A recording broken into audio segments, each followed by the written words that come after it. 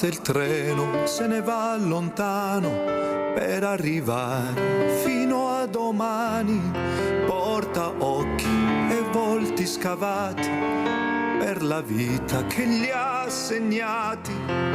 Hanno tutti lo stesso nome. Sopra il treno del sole.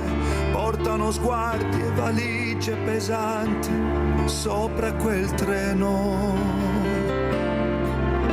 Gli emigranti lasciano casa, la piazza e gli amici, lasciano il paese delle radici, lasciano la terra dove sono nati per un pezzo di pane onesto e sudato, per la speranza di un lavoro, nel cuore lacrime, sulla fronte il sudore. Prega la mamma, la Madonna, i santi che li accompagnino. Gli emigranti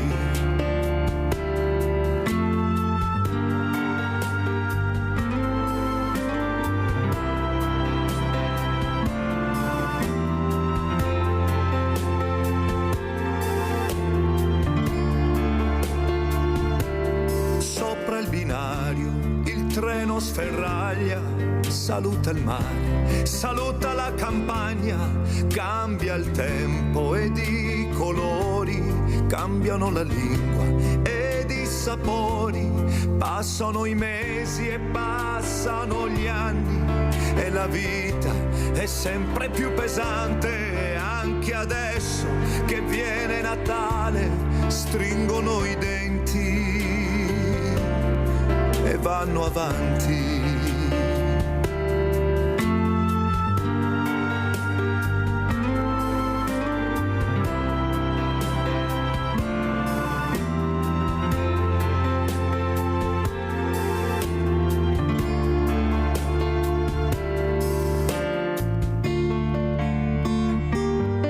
Cari, vi scrivo che io sto bene.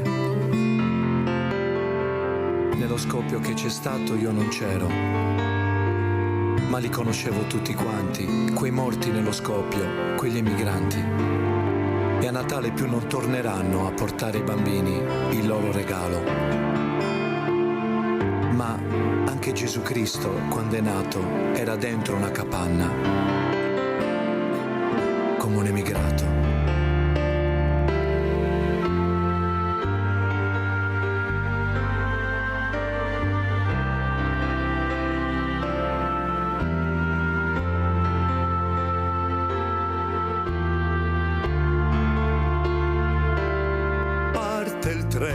Se ne va lontano per arrivare fino a domani, porta occhi e volti scavati per la vita che li ha segnati, hanno tutti lo stesso nome. Sopra il treno del sole, portano sguardi e valigie pesanti sopra quel treno.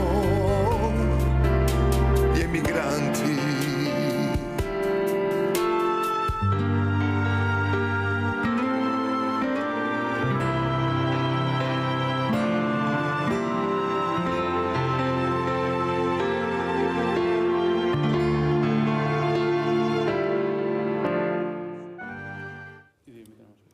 Buongiorno, buongiorno. Ho aperto questa nuova mattinata di Sveglia Veneti con questo importante video, queste immagini che forse qualcuno si è dimenticato. Noi facciamo presto a dimenticare, anzi molti, specialmente quelli che dovrebbero dare dei buoni esempi anche in politica e non solo, invece ci bombardano con messaggi completamente diversi. Adesso bisogna avere le scarpe firmate, tutto firmato, i ragazzi non riescono a capire di trovare il loro percorso, il mondo del volontariato è senza giovani, pensate. E noi abbiamo i diversamente giovani sempre più soli, perché è vero che anche il giovane è solo, basta vedere purtroppo i suicidi che abbiamo anche nel nostro territorio, qui nel Veneto, anche a Treviso. Però io sono molto attenta ai diversamente giovani, perché loro non hanno nessun strumento per difendersi, ne hanno pochissimi. L'unico strumento che era rimasto loro era il medico di famiglia, che molti ancora sono carenti e non riescono a capire a chi devono rivolgersi. I preti non resi più, per fortuna che i farmacisti. Ecco, questo è un altro supporto importante. Questo diversamente giovane, come li chiama Mirella, che va in farmacia, si sfoga col medico, come avete sentito il presidente Losego. Però non può continuare così, i servizi alla persona devono essere dati. Noi siamo stanchi di sentir parlare di autostrade, di ponti, di cemento, di piste, non piste. Noi dobbiamo capire che c'è una popolazione che sta invecchiando, c'è una denatalità che impressiona e dobbiamo dare servizi alle persone. Con chi ne parleremo questa mattina? Abbiamo in presenza il dottor Luigi Fagian, vicepresidente Ordine dei Medici di Treviso. Grazie dottor Fagian di essere qui, e sono veramente contenta di avere ospite Cristina Guarda, europarlamentare. Ce l'ha fatta Cristina, ce l'ha fatta, se lo merita perché ha lavorato veramente tanto. Cristina Guarda è una tosta, cerca di centrare gli obiettivi, dopo ognuno a casa si fa le proprie riflessioni, però è giusto dire quello che è, ed è stata premiata perché i numeri sono numeri. Allora io direi, Cristina, non per non dare la parola subito a Cristina Guarda, ma per capire, visto che abbiamo il vicepresidente dell'Ordine dei Medici, dopo quello che ho visto io, com'è la situazione del suo importante osservatorio, perché è là che arrivano le fragilità. Allora, dottor Fagian, cosa vuole raccontare alla nuova europarlamentare Cristina Guarda, per vedere se riusciamo a far capire che le esigenze sono altre, oltre che il cemento e le grandi infrastrutture? Beh, innanzitutto grazie dell'invito. Saluto i suoi ospiti, saluto tutti i telespettatori. Qual è il problema? Il problema è che secondo me, da un punto di vista della comunità, è scomparsa la socialità. Una volta c'erano i bar, dove gli anziani andavano a giocare a carte e passavano le ore. Quello che si vede ancora all'estero. Io di recente sono stato in Grecia, e in Grecia ci sono ancora dei locali dove ci sono gli anziani che si trovano a una certa ora, i diversamente giovani, e loro fanno socialità. Quindi anche la socialità e lo scambio di idee tra persone permette di evolvere su quelle che alle volte sono delle idee che uno radica nella propria mente ed è convinto di avere problematiche, in realtà poi scambiandosi con altre persone si rende conto che invece sono questioni comuni. Quindi questo non c'è più, o comunque è molto scarso. Non ci sono più gli oratori di una volta, dove le persone andavano a fare socialità, dove si trovavano i ragazzi che giocavano a calcio, che giocavano, si incontravano, eccetera, eccetera. E di fatto c'è una spinta da parte dei media di grossa portata ad essere persone da 0 a 150 anni sempre al massimo dell'efficienza. Cioè noi siamo degli esseri perfetti che non dobbiamo perdere un colpo. In realtà non è così. Non è così perché siamo fatti di carne, siamo persone che si ammalano e dobbiamo tentare di capire che le nostre malattie fanno parte del ciclo vitale. Per cui se io ho un problema devo andare da qualcuno per risolvere questo problema, e che è il medico. Non c'è altro punto che non il medico, perché il medico ha studiato anni, e ricordo ancora una volta, come parlavo l'altro giorno, lunedì, con l'assessore alla sanità del Veneto, la dottoressa Lazzari. Noi abbiamo delle università che sono un'eccellenza mondiale e abbiamo degli studenti e dei medici formati che sono delle eccellenze. Quest'anno per la prima volta c'è stata una percentuale molto alta di laureati con la lode. Quindi vuol dire che sono persone selezionate, hanno passato dei grossi filtri a numero chiuso per entrare, motivate, preparate. Per cui se ci sono dei problemi reali vanno discussi con il medico e il medico trova una soluzione. Qual è il problema? E parlava lei della medicina di famiglia, primo accesso al sistema sanitario nazionale. Quello che è il medico di famiglia, quello che è il medico di fiducia, quello che io lo vedo più come un amico e come una persona che mi capisce e mi ascolta per risolvere i miei problemi. Bene, questo ruolo, questa figura, che è stata sempre anche una figura sociale fino a quando è nata, perché è nata nel 78 ancora, ormai, visto che tutti gli altri servizi sono scomparsi, si è vista caricata di una mole tale di lavoro per cui alla fine è rimasta costretta a dover fare una selezione per poter servire tutti. Nel senso, mi spiego, se io nel 1980 avessi avuto 20 persone in ambulatorio, erano 20 persone con problemi di salute. Ora io non ho più 20 persone in ambulatorio, ma ho richieste per 100 persone, ma il mio tempo è rimasto sempre quello. Per cui io devo, come medico, fare uno screening su chi servire in base a quella che è la mia emergenza percepita. Non so se mi sono spiegato. Io posso dire che in base a una statistica mia personale, ma ascoltando anche tutti quanti i colleghi che poi vengono all'ordine e parlano con noi, abbiamo una grossa fetta del nostro tempo che comunque è riservata al sociale. Perché? Perché la persona che mi dice al telefono io sto male, io non posso dire beh, curati a casa, sempre se non rientra tra la sintomatologia stagionale, per cui i primi 3 giorni te li devi curare a casa. Ma poi quando io li invito a fare una visita, che può essere un'ora dopo, 10 minuti dopo, il giorno dopo, in base a quello che è il mio triage telefonico, posso rendermi conto che nel 50% dei casi in realtà è un problema sociale. Al che io non è che prendo la persona e la rimando a casa sua, risolvo il problema sociale. Ma la gente deve capire che essendo ridotto il numero di medici, eravamo a 4.200 i medici di famiglia nel territorio, adesso sono 2.700 ed è aumentata la popolazione, perché se mettiamo la popolazione attuale nel Veneto sono circa 4 milioni e mezzo di persone, aumentato il numero di persone, diminuito il numero di medici e diminuiti i punti di socialità, l'imbuto è quello.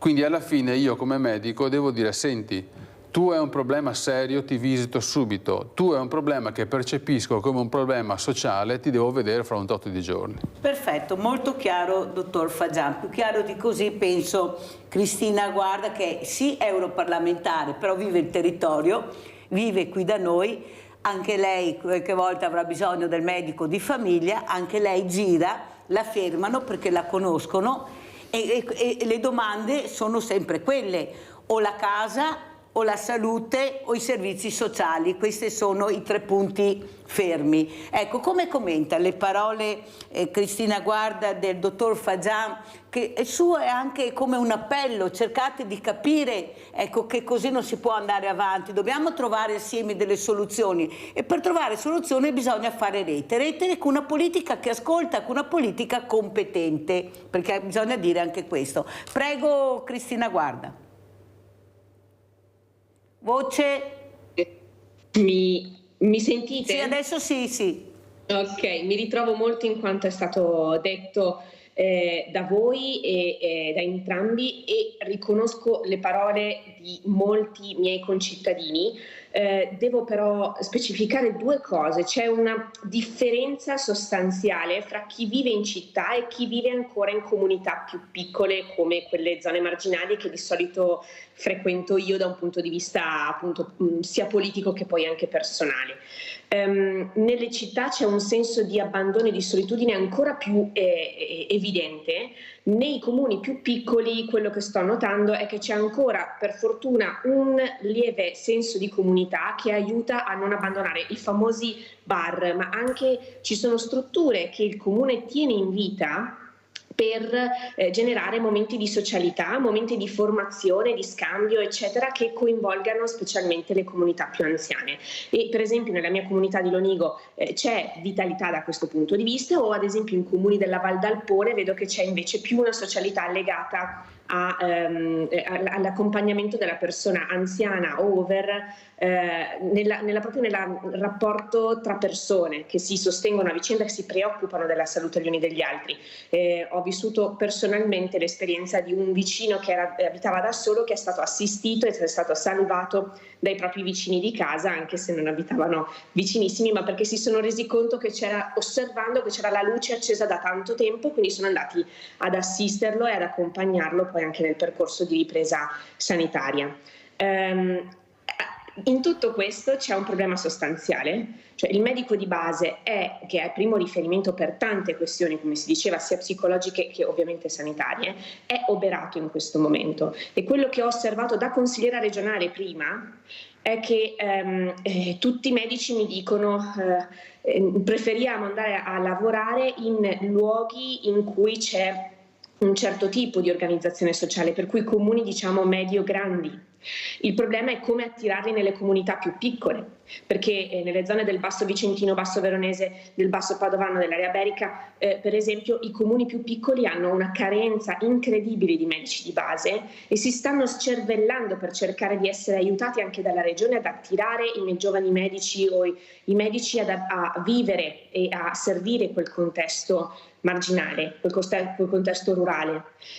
E quindi qui avevamo portato delle proposte in Regione del Veneto, cercando di generare, non lo so, degli spazi condivisi insieme con il comune dove ospitare il medico per abbassare le spese di gestione, e degli spazi condivisi anche con sistemi, per esempio, di assistenza di altro tipo, per esempio analisi del sangue, piuttosto che ambulatori che non si rivolgessero esclusivamente all'assistenza, come dire, di medicina generale e del medico di base, ma che appunto fossero un pochino più specializzati, per cercare di creare dei poli, no, dedicati all'assistenza anche nelle zone, come dire, di comuni un po' meno centrali, considerati un po' meno centrali nell'organizzazione sanitaria regionale.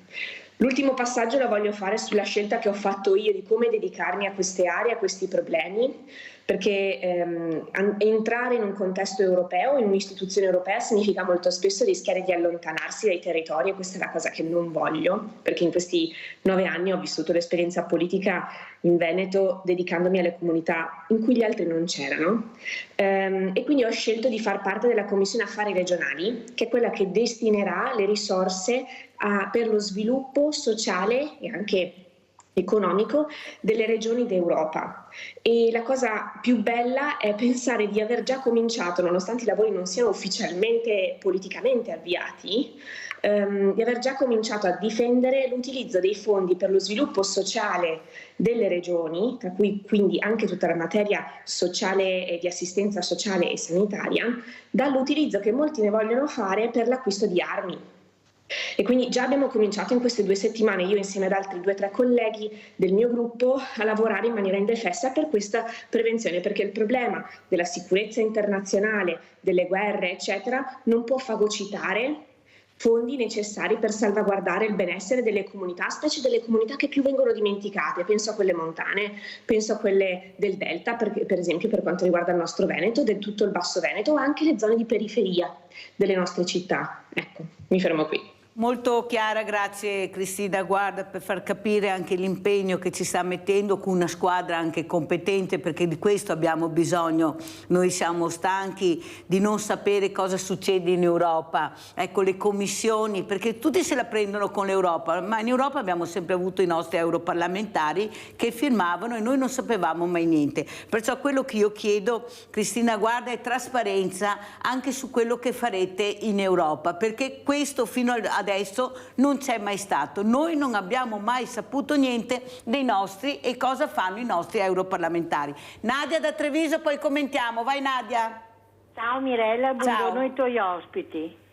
Niente, io volevo elogiare il nostro ospedale, perché ieri sono stata in ospedale, ho fatto la risonanza dall'1:30 fino alle 5:30 ieri, perché ci sono esami e esami. Io l'ho fatta col contrasto, sicché la prima parte si è svolta in mezz'ora col contrasto, poi ho dovuto aspettare, però nel frattempo non so come avranno fatto una ventina più di risonanze e lo dovevano lavorare perché c'era gente che doveva tornare alle 9:45 aveva. Questi medici sono bravissimi, bravissimi, perché bisogna vedere cosa stanno facendo. Ci sono esami e esami e ci sono i tempi, perché non puoi fare l'esame in 10 minuti. E per questo che ne hanno tanti, veramente. Anche gli infermieri, non so dire, ringraziare infinitamente, perché bisogna andare in ospedale per vedere. Bisogna andare per vedere. Non si può parlare così alla vanvera. Grazie, arrivederci e buona giornata. Vedi Nadia, io aggiungo prima di dare la parola agli ospiti. Il nostro ospedale di Treviso è sempre stato un'eccellenza, perché bisogna anche dire queste cose qua. Non è che sia diventato un'eccellenza, è sempre stato, dai tempi di Tina Anselmi, è sempre stata un'eccellenza trevigiana il nostro ospedale, ma non solo, io lo dico tante le mattine, anche le periferie avevano degli ospedali eccellenti con primarie squadre eccellenti. Questa è però vedi, non devo essere fortunata, come dico sempre, a vivere a Treviso ed essere su quell'ospedale. Io devo essere fortunata ad avere quello che mi aspetta di diritto quando mi ammalo, quando sto male. Questo è il problema. Ecco, c'è chi muore di fame e c'è chi butta via il cibo, ma non per questo ci deve essere una via di mezzo per cercare di arginare questo fenomeno. Ecco, come commenta? Sentiamo proprio Cristina Guarda. Cristina. Assolutamente, il principio è riconoscere ciò che di buono c'è. In questo caso, nell'ambito della sanità veneta, abbiamo delle eccellenze, specie nella parte più specializzata. Il problema è la connessione col servizio nel territorio e l'attrattività del servizio pubblico, l'attrattività del servizio pubblico all'interno degli ospedali per i professionisti. Quello che io rilevo è che tutti quanti siamo molto contenti quando veniamo presi in carico dai nostri ospedali per problemi molto gravi, come per esempio tumori piuttosto che patologie di un certo tipo, perché ci sono appunto settori e reparti estremamente specializzati, anche di riabilitazione eccetera. Il problema è la qualità della vita di chi ci lavora dentro, che piano piano, se cominciano a sentirsi esposti da un punto di vista sia economico che professionale, in difficoltà perché hanno troppo lavoro da fare e non riescono a venire rispettati gli orari di lavoro, anche di riposo eccetera, cominciano a pensare che sia meglio rivolgersi ad altre professionalità, cioè ad altri luoghi di lavoro, sia negli ospedali privati o in strutture private che anche in altri contesti, cambiando completamente anche lavoro. Io ho avuto la fortuna purtroppo di ricevere la documentazione che mi dice quanti sono i medici e gli infermieri che se ne vanno via dagli ospedali, che se ne sono andati via dagli ospedali fino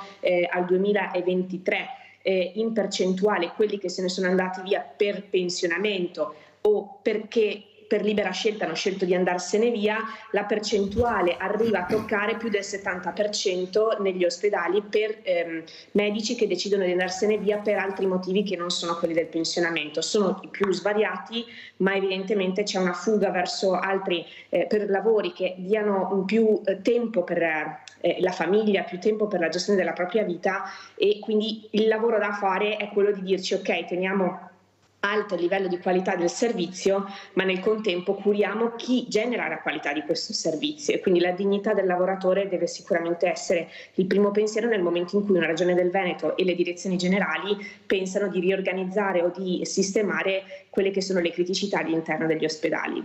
Da questo viene a determinarsi ovviamente la qualità del servizio. Vladimiro da Rovigo, poi andiamo dal dottor Fagian. Vai Vladimiro. Una domanda a Cristina. Allora, ha detto pochi minuti fa che è già iniziata a operare in una commissione europea, no? E quindi, essendo una ragazza intelligente, penso che si sia già fatta un'idea iniziale su un aspetto del quale vado a chiedere. A suo parere, l'Europa è capace, è nella possibilità di essere realmente efficace nella sua opera verso il territorio e le persone, magari anche solo parzialmente, però in quella parte parziale riuscire ad esserlo, oppure purtroppo la sua incompletezza è anche il suo principale limite? Cioè, mi sono un europeista convinto, magari che fosse più Europa, però mi rendo conto che la sua incompletezza comincia a essere il danno principale dell'Europa, anche per la sua reputazione verso le persone. Ecco, voglio sapere se essendo una persona che è all'interno si può sperare che sia una efficacia reale nelle cose che fa l'Europa. Grazie, ciao. Grazie Vladimiro. Allora, subito dopo aver sentito il dottor Fajan risponderemo a Vladimiro in merito dell'Europa. Adesso continuiamo con la storia della sanità, perché è molto importante, visto che abbiamo anche il vicepresidente dell'Ordine dei Medici per commentare quello che abbiamo sentito. Prego, dottor Fajan. Sì, 3 punti, parto dall'ultimo. Sono d'accordo con l'onorevole europarlamentare sul fatto che i tassi di fuga sono alti. Ricordo solamente che la maggioranza dei laureati in medicina è donna. È cambiato il trend, la maggioranza sono donne, il tasso di fuga è molto alto, quindi significa che dal punto di vista politico noi stiamo investendo denari per formare in maniera eccellente professionisti che poi a un certo punto scappano e dobbiamo capire il perché. Il tasso di fuga, giustamente, non è un tasso di fuga per pensionamento, ma è perché c'è un malvivere della professionalità e soprattutto c'è un'incapacità di gestire famiglia e lavoro, e se calcoliamo che la maggior parte dei medici ormai è donna, è facile capire dove sta il problema. Il punto secondo, sono convinto che tutta la medicina veneta sia un'eccellenza e l'esempio lo è come abbiamo combattuto e vinto la pandemia rispetto ad altre regioni, questo è lampante, per cui tutta la filiera è fatta di persone molto competenti che si formano. Ad esempio noi come ordine distribuiamo ogni anno per migliaia di medici dai 150 ai 200 punti di formazione continua e abbiamo sempre sold out, cioè tutti i corsi vanno bruciati come partecipanti, quindi formazione continua la facciamo costantemente, le persone sono molto e i professionisti sono molto preparati e quindi non c'è paura di questo. Concludo dicendo, ringrazio anch'io la professionalità dell'ospedale di Treviso perché è un'eccellenza e i medici che ci lavorano dentro, soprattutto il modo con cui ci lavorano e il clima in cui ci lavorano. Però se riconosciamo l'eccellenza dei medici tout court, e allora dobbiamo essere pronti anche a riconoscere l'eccellenza del medico quando dice no a una risonanza magnetica richiesta. Perché è vero che sono tutti bravi a fare le risonanze magnetiche e riconosciamo la bravura e l'eccellenza del medico che la fa. Ma dobbiamo essere anche pronti a dire riconosco l'eccellenza del medico che davanti a una mia richiesta mi dice guarda, questo non serve. Perché allora riconosciamo la figura del medico nella sua completezza. Non posso sentire dire sì, bravo quello che la fa, cattivo quello che non me l'ha prescritta, perché altrimenti diventa un controsenso. Allora, dobbiamo anche aggiungere però, dottor Fajan, che se Nadia dice questo, sì, è vero che sono bravi medici, ma oltre a essere bravi medici, siccome li ospiti quasi tutti, sia i primari che i medici ospedalieri, hanno la passione. Ecco, hanno formato una famiglia con le loro squadre e la passione poi viene evidenziata da Nadia. Perché lei sente, cioè il cittadino non è stupido quando viene visitato, quando sente se c'è questa passione, questa gentilezza, ecco questa parola che ci siamo ormai dimenticati, che la sentiamo molto poco. E invece Nadia dice, io sono stata ore ma mi sono trovata bene, ho capito l'importanza dell'esame, ho capito i tempi, ma perché? Perché è stata informata. Certo. C'è una squadra che informa, che va dal primario all'ultimo infermiere.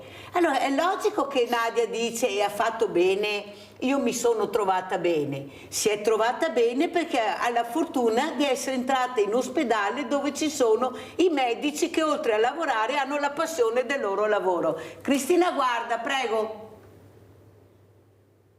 Io vorrei rispondere a Vladimiro, che è un ascoltatore che spesso mi pone delle domande molto interessanti. E in questo caso fa una domanda che anch'io mi sono fatta in questi giorni e che ho chiesto anche ad alcuni dirigenti dell'Europa che ho sentito, cioè quanto è efficace l'Europa nel rispondere alle esigenze degli europei e quindi anche degli italiani.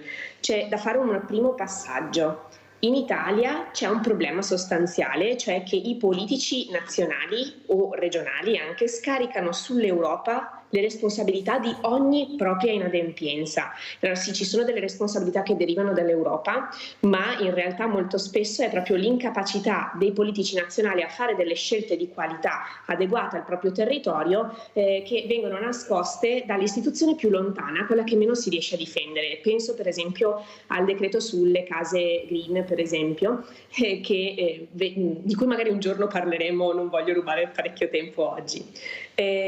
Ma quello che mi hanno riferito anche i dirigenti è questo: l'Europa, al di là della procedura di infrazione per chi non rispetta le regole europee, per esempio sull'ambiente o sui livelli di benessere dei cittadini, eccetera, non ha nessun altro tipo di metodo per bloccare uno Stato che non si adopera secondo le linee che l'Europa dà.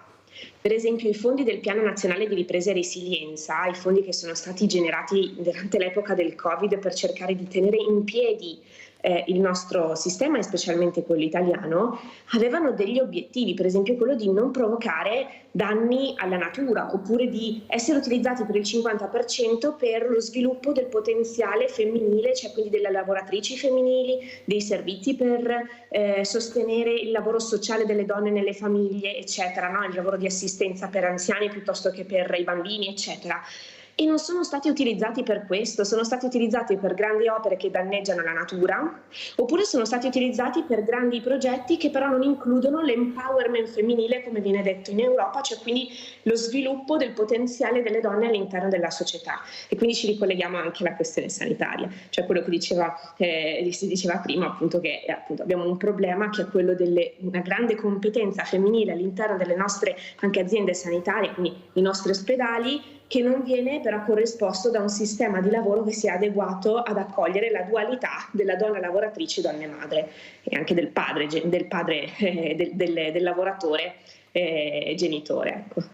Molto chiara. Allora a questo punto dobbiamo andare in pubblicità.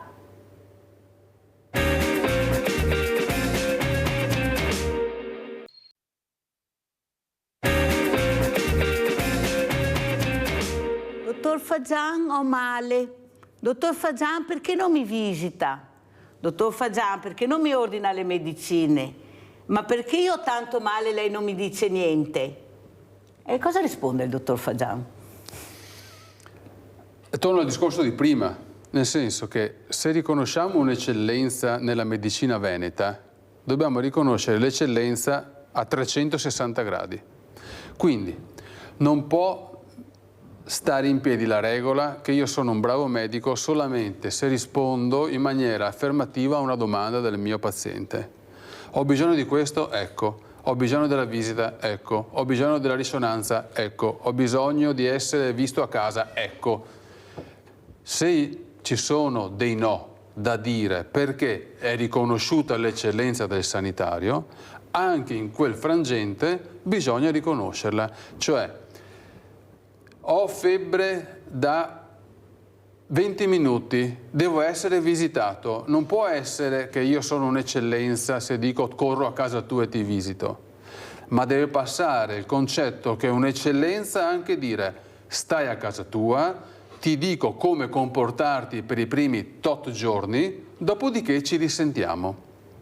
Oppure, sono un lavoratore, ho male a un ginocchio da 2 giorni, non può essere un'eccellenza solamente nel momento in cui io dico ecco la risonanza magnetica urgente da fare, ma deve essere riconosciuta l'eccellenza del medico anche quando risponde bene, ti ho visto, ti do una terapia per farti passare il dolore, se non passa ci aggiorniamo e allora in quel caso decidiamo un percorso diagnostico terapeutico. Questa è riconoscere l'eccellenza del sanitario nella sua completezza. Non può esserci la regola che l'unico medico bravo è quello che dice sempre sì. Semplice. O quello che ordina tanti farmaci. O quello che ordina tanti farmaci. Ad esempio, i medici, tutti i medici, sono misurati sulla spesa farmaceutica. Però io devo ordinare delle terapie a seconda delle patologie che mi trovo davanti. non posso sforare con delle prescrizioni improprie. Quindi anche sentirsi dire no su una determinata richiesta è un'eccellenza. Perché si parlava prima di problema sociale. Non è solamente nel territorio il problema sociale. Il problema sociale si riflette anche nell'altra grossa porta al sistema sanitario, che è il pronto soccorso, che è oberato di lavoro perché chi non trova risposta da una parte tende a portare la domanda da un'altra parte. Quando io facevo la continuità assistenziale, la guardia medica, ancora 20 anni fa, c'erano delle mamme o dei genitori con i bambini che avevano la febbre da 5 minuti. Io lavoravo a Treviso ai tempi in cui la continuità assistenziale erano tutti quanti fuori dal pronto soccorso e si serviva tutta quanta la provincia o tutta l'azienda ULSS ai tempi era. Bene, c'era un genitore col figlio in guardia medica e l'altro in pronto soccorso per lo stesso problema del figlio. Chi faceva prima chiamava l'altro.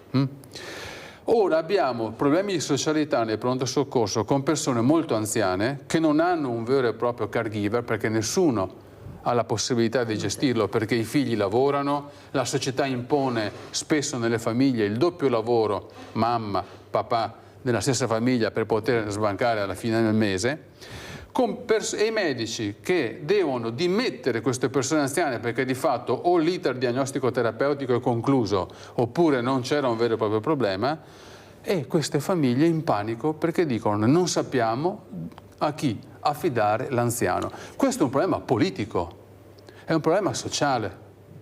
Noi dobbiamo dare un materasso a queste persone che, se vengono dimesse in quanto fragili, devono poter trovare un servizio nel territorio che non deve essere per forza il medico di famiglia, perché il medico di famiglia sì si fa carico della persona fragile, ma nei limiti delle sue competenze, cioè io lo gestisco nei limiti di quella che è la sanità della persona, ma quello che è il sociale è tutto quanto un lavoro che dobbiamo sviluppare e mettere in campo. Che è il servizio alla persona, specialmente se è fragile. Allora, Cristina, guarda, un'altra importante cosa che volevo chiederle sono questi fondi europei, questi soldi del PNRR, ma soprattutto progetti PNR che non sono stati approvati, non si sa per quale motivo. Io ho avuto dei sindaci che si sono visti bocciare addirittura degli asili.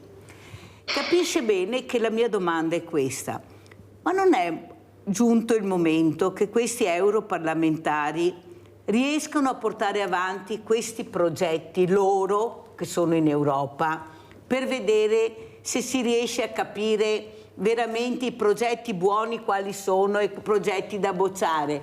Perché quando io sento questo sindaco che dice un progetto a tutti gli effetti eccezionale per un asilo che ne abbiamo bisogno, bocciato l'asilo. Ecco, non pensa che forse è un ruolo più che del sindaco e di una squadra, anche dell'europarlamentare, di portare avanti i progetti del territorio se sono validi? Prego, Cristina. Ma io sottoscrivo a bomba questa proposta, nel senso che evidentemente ci consentirebbe di essere anche più utili come rappresentanti in Europa, no? Cercando di sostenere progetti di qualità che vengano però ovviamente poi valutati tecnicamente da chi è addetto poi dopo a fare le valutazioni adeguate da un punto di vista tecnico ed economico. Certo che il nostro problema è quello che stiamo affrontando in affari regionali in questa commissione, è cercare di avvicinare sempre più possibile la scelta ai comuni e agli enti territoriali. Perché qual è il problema? Molto spesso i fondi di coesione, i fondi per lo sviluppo delle regioni, i fondi sociali, eccetera, vengono gestite da strutture per lo più a livello europeo, nazionali oppure regionali. Quindi questo significa che ci sono già nelle regioni è più vicino, per carità, però il principio è che ci sono delle strutture istituzionali che decidono le priorità di quel territorio. E per esempio la Regione del Veneto aveva chiesto allo Stato italiano di utilizzare più di metà dei suoi fondi del PNRR per fare strade a pagamento, no? E non per fare servizi sociali.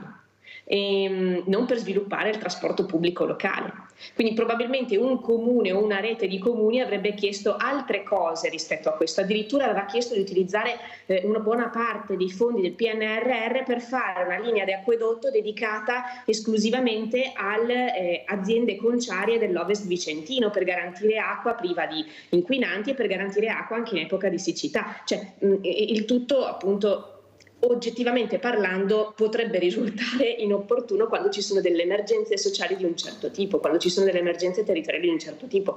Quindi a me fa molto dispiacere pensare che sia stato bocciato un progetto di un asilo nido, se appunto era stato anche pensato adeguatamente a quel territorio e a quel fabbisogno, quando invece i fondi del PNRR adesso servono per progettare la diga del Vanoi tra il Belluno e il Trentino, il Bellunese e il Trentino, con quasi 1 milione di euro dedicati esclusivamente per la progettazione di un'opera che già al momento violerebbe almeno 6 direttive europee. Una diga del Vanoi per servire acqua al mondo dell'agricoltura del Padovano, quando dell'area diciamo del Brenta, tra Vicentino e Padovano, quando in realtà noi potremmo spendere 6 milioni di euro in totale, non 150 milioni, per investirli in altri progetti più sostenibili e più efficienti anche nel dare risposta al mondo dell'agricoltura. Non vorrei che appunto questa destinazione dei fondi e la gestione dei fondi a livello nazionale, oppure da istituzioni distanti che magari hanno pressioni lobbistiche di un certo tipo, pressioni di grandi costruttori, eccetera, di un certo tipo. Le abbiamo già viste, vero Cristina? Guarda ste lobby, Le abbiamo sì, già viste, vero, ste lobby, le conosciamo perché hanno anche dei nomi e cognomi. Allora Cristina, poi guarderemo subito appunto questo video che lei ci ha mandato proprio sulla diga Vanoi, però prima sentiamo Roberta da Postioma. Vai Roberta. Sì, pronto, buongiorno Mirella. Buongiorno. Allora, io seguo ogni tanto quando posso il vostro programma, adesso sto appena acceso, sento che parlate di problemi anche diciamo di liste di pronto soccorso che sono pieni di anziani che devono trovare un posto nelle case di riposo. Io lavoro in una casa di riposo, io sono OSS e da tempo mi sto chiedendo che senso ha aver levato il livello 1 e il livello 2 con la delibera regionale, quando poi, nonostante le difficoltà che comunque ci sono e aumentano, perché gli anziani quando tornano anche dall'ospedale naturalmente non stanno bene, quindi hanno bisogno di maggiore assistenza, però il personale è sempre lo stesso. Allora, che senso ha e a cosa serve una diciamo così parità di tutte le persone quando poi pari uguali non lo sono? E poi si parla tanto della Pedemontana, della nuova strada del mare, di tutte queste cose. Io abito a Postioma e ti giuro che sono uscita adesso a fare la spesa, all'incrocio quattro bei rimorchi grandi e questo è ogni giorno. Allora tutte queste strade a cosa servono se poi tu ti ritrovi nel traffico con tutti questi camioncioni grandissimi e le strade sono, Pedemontana io non la frequento tanto, però da quello che capisco non è che sia proprio tanto frequentata. La strada del mare è un'altra idea un po' così pazza, però dico io, magari investire un po' più nel sociale, nel sociosanitario, nel sanitario no, perché ripeto, bisognerebbe vedere come si lavora nelle case di riposo, quando i nuclei sono di persone non più autosufficienti, perché almeno il livello 1 e il livello 2 faceva un po' la differenza. Adesso no, adesso è tutto uguale, il personale è sempre lo stesso, non aumentano i numeri, non aumentano le ore, non ci sono turni in più o dei turni che magari aiutino in certe situazioni un po' più, che diventano più pesanti. Perché? Perché non ci sono i soldi, non c'è un aumento del budget. Allora, da una parte sprechi di denaro e dall'altra la gente che ha bisogno, che soffre, che magari anche per altri motivi poi tutto il personale ne risente. Ecco, questo io lo trovo sulla mia pelle tutti i giorni. Grazie Roberta, devo chiudere, se no non riusciamo a rispondere. Dobbiamo vedere anche, hai fatto, ecco, quello che si sente è il buon senso, vero dottor Fagiani? Il buon senso dei telespettatori con domande chiare e precise, perché siamo così, sappiamo quando parliamo di cosa parliamo. Però andiamo a vedere cosa ha detto Cristina Guarda proprio in merito alla diga Vanoi, perché anche noi dobbiamo capire. Andiamo a vedere il servizio. Se vi trovaste di fronte ad una scelta, scegliere se spendere 150 milioni per creare una grande diga per 33 milioni di metri cubi oppure scegliere di investirne solo 6 di milioni per tesaurizzare 3 volte di più la quantità dell'acqua di quella diga. Quale scegliereste? Per molti la scelta è molto semplice, per altri invece in Regione del Veneto non lo è. Infatti la politica del presidente Zaia e dei suoi colleghi leghisti è quella di preferire un investimento di almeno 150 milioni di euro per un'opera che era stata già pensata all'inizio del 1900 ma mai realizzata per evidenti problemi da un punto di vista di sicurezza idrogeologica, di sicurezza per i cittadini delle aree di montagna. Le frane continuano a cadere, quindi è chiaro che poi i geologi non hanno fatto altro che riscontrare questa situazione grave dove un paleoalveo scorre lateralmente a quello attuale e quindi non rappresenta una spalla sufficiente e sicura per appoggiare una diga.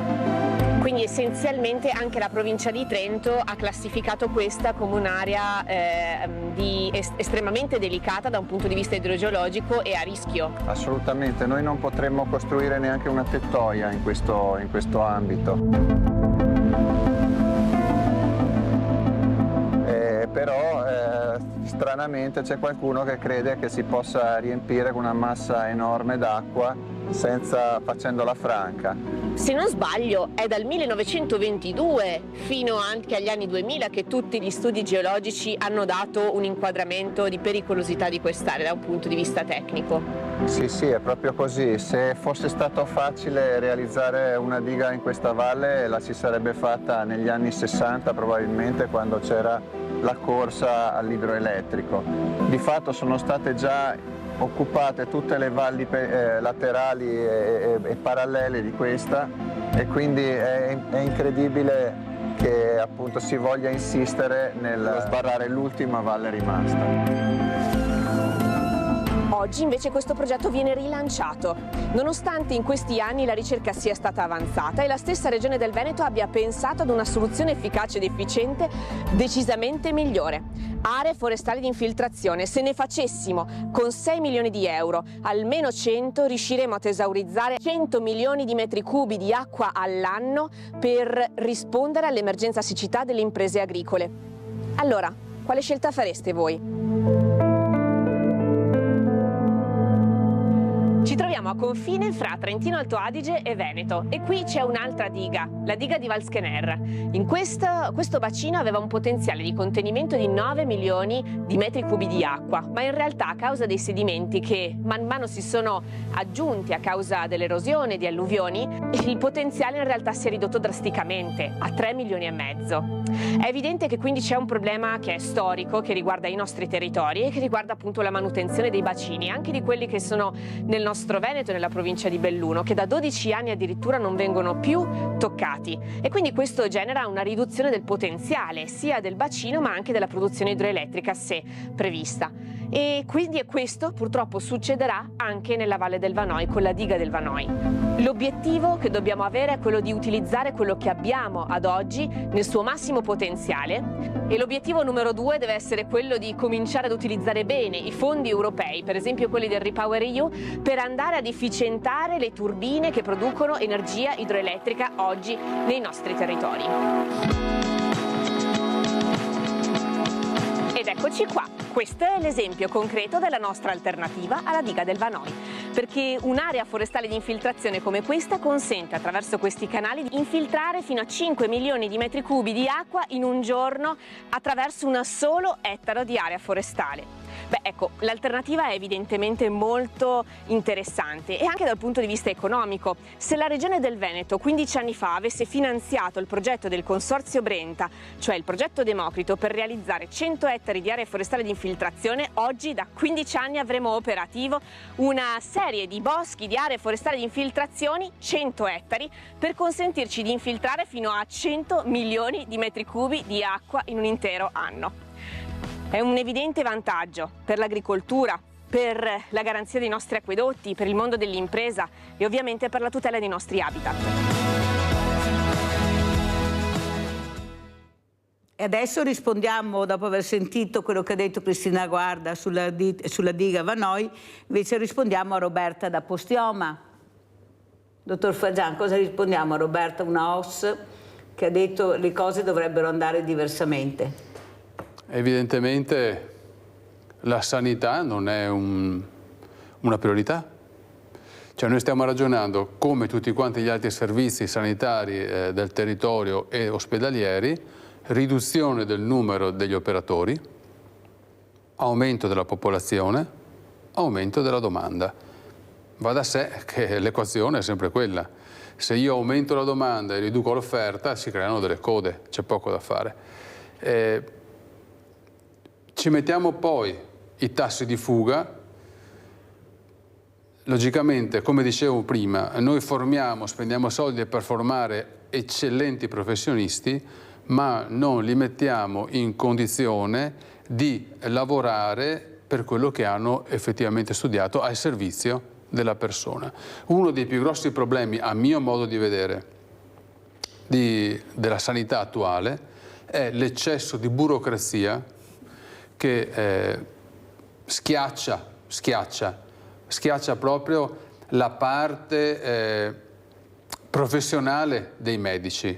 Il mio tempo è limitato, devo rispondere a un aumentato numero di richieste, sono sempre da solo e nonostante tutto mi viene chiesto sempre più tempo per gestire la parte burocratica a fronte di quella sanitaria.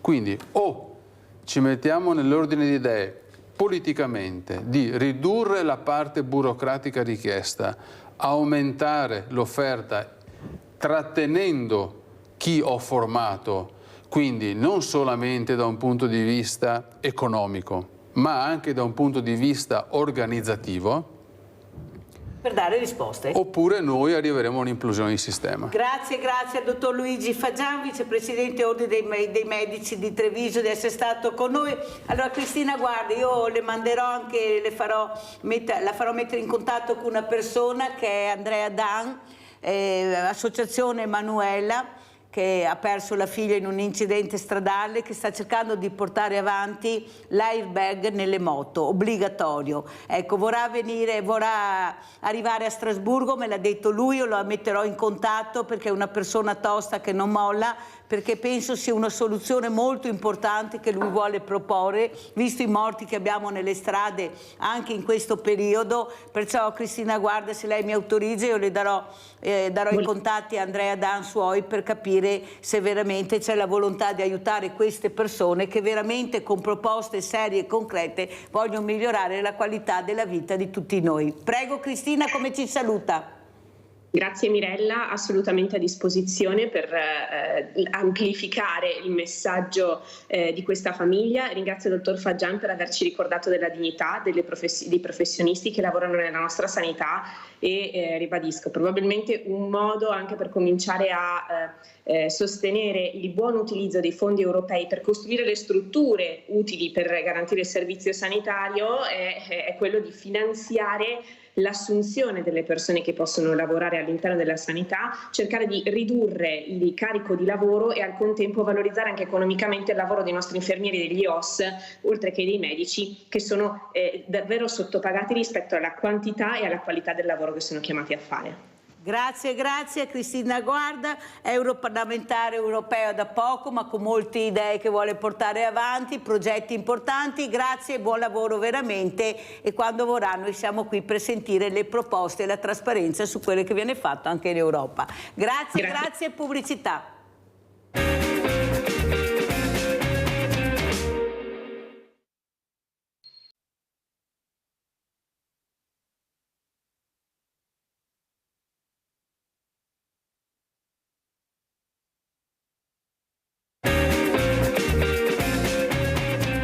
Presento altri graditissimi ospiti, abbiamo in presenza anche un generale importante questa mattina, abbiamo Isidoro Furlan, generale carabinieri forestale in riserva, perciò parleremo di tantissime cose e saranno cose molto utili anche da capire. Assieme l'ha accompagnato l'avvocato Danilo Riponti, avvocato e docente di criminologia. Grazie avvocato per aver portato anche Mirella, il generale certo, Furlan, veramente grazie. E saluto anche da Belluno Silvia Cestaro, consigliere regionale Lega Lista Zaia. Grazie anche lei consigliere di essere qui con noi. Allora io partirei proprio dall'avvocato. Ci conosciamo molto bene. Ecco così, ecco, meglio di così, io non lo sapevo, perciò siamo un bel gruppo. Sì. Allora, avvocato Riponti, cosa sta succedendo, questa aggressività, non solo nelle famiglie, non solo nelle strade, ma anche nei carceri, questi ragazzi che fuggono, questi minori soprattutto. Io mi domando se servono proprio le carceri per questi minori o forse sarebbe utile di impiegarli magari nell'ambiente, lavorare e fare sport al pomeriggio. L'ho detto anche a un responsabile, un giudice della messa in prova. Io trovo assurdo, per carità ci saranno casi che stanno bene anche in carcere, ma molti casi a mio avviso avrebbero bisogno di lavorare e di fare sport, che sport vuol dire disciplina e regole, perché hanno un'aggressività che se noi non la facciamo uscire nella maniera giusta, corretta, loro la tirano fuori nella maniera sbagliata e poi succede quello che succede, l'accoltellamento, l'omicidio, l'uso enorme di droga, di stupefacenti. Cosa sta succedendo? Il problema grande, grandissimo, è legato al fenomeno delle baby gang. Purtroppo stiamo conoscendo un'attualizzazione anche nel nostro territorio di fenomeni che erano già noti all'estero e tristemente noti e si stanno diffondendo moltissimo anche nel nostro territorio. Da un punto di vista criminologico questo è un notevole problema. Queste baby gang, quasi tutti minori e quindi soggetti non imputabili o comunque parzialmente imputabili se sono tra i 14 e i 18 anni, hanno delle modalità proprio di perpetrazione delle loro attività illecite molto nuove, che mettono talvolta anche a disagio le forze dell'ordine. Recentemente mi sono trovato con gli ufficiali superiori dei Carabinieri proprio per fare un seminario di riflessioni sul contrasto alle baby gang e abbiamo convenuto, per esempio, su alcuni concetti che sono molto importanti. Il primo è che bisogna mettere in bilancio che le baby gang utilizzano moltissimi social network. Social network è il loro strumento operativo, sia per scopi emulativi, cioè lanciano i loro messaggi di disordine sociale, di violenza, di devianza attraverso i social, e poi per motivi anche organizzativi. Organizzano le loro malefatte attraverso questo tipo di canale. E allora le forze dell'ordine devono essere abili nell'intercettare questo tipo di problematica e l'attività investigativa si sposta anche molto sui social. L'attività sui social deve essere proprio parallela all'attività in presenza de facto sulle strade e sul territorio. Perché altrimenti se ci limitiamo soltanto a intervenire quando la gang si è già organizzata, si è già strutturata, ha deciso gli obiettivi su cui delinquere, è tardi per avere un contrasto e soprattutto è tardi per avere la prevenzione, che ci serve tanto. Appunto. Allora, avvocato Riponti, la prevenzione ci potrebbe essere e potrebbe essere fatta domani. Cos'è la prevenzione? È abituare questo ragazzo da piccolo, dall'asilo, a iniziare a fare sport, a iniziare a capire delle regole, perché non è vero che non capiscono. Anzi, il bambino piccolo, molto piccolo anche, continua a chiedere perché. Ma questo perché va spiegato, il perché sì e il perché no. Ma se tu non spieghi perché non hai tempo, perché diventa un problema spiegare il no, è più facile dire sì che spiegare il no, questo ragazzo cresce con questi perché che non vengono spiegati. E poi a 10, 11, 12 anni li troviamo che bevono spritz. Però molta attenzione quando sono piccoli, questa bolla, questa mamma, guai il bambino piccolo, non capisco quando è piccolo perché poi a 10 anni, non tutti ma una buona parte, usano anche stupefacenti, poi man mano che crescono se non riusciamo a mettere delle regole non andiamo da nessuna parte, perché io devo parlare a quelli che si comportano male, non a quelli che si comportano bene. Ma le regole quando le metto? Quando le metto le regole? Se io inizio a fare sport dalla quinta elementare, Come faccio a fare sport che è tutto a pagamento? Anche il calcio adesso devo pagare. Eppure si potrebbe, e qua poi cerco di capire anche dove vorrà parare la politica, perché dovremmo venirne fuori di questo problema, perché non è possibile, avvocato Riponti, che dei gruppi, pochi gruppi di persone tengano in ostaggio i comuni, i sindaci, le forze dell'ordine. Ma stiamo scherzando? Stiamo parlando di poche unità di fronte a tantissime unità che sono i nostri giovani, che sono bravi, preparati, si comportano bene, però loro, grazie ai social, fanno scaccomatto.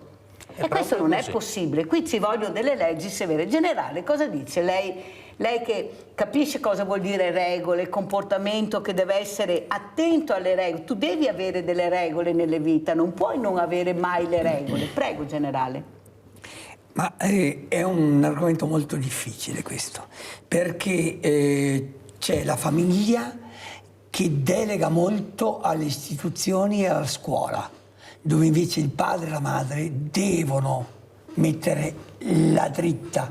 Si ricordi una cosa molto importante, Mirella, che una piantina va messo il tutore all'inizio, perché se nasce storta non la raddrizzi più. Per cui quando nasce un bambino bisogna subito imporre le regole.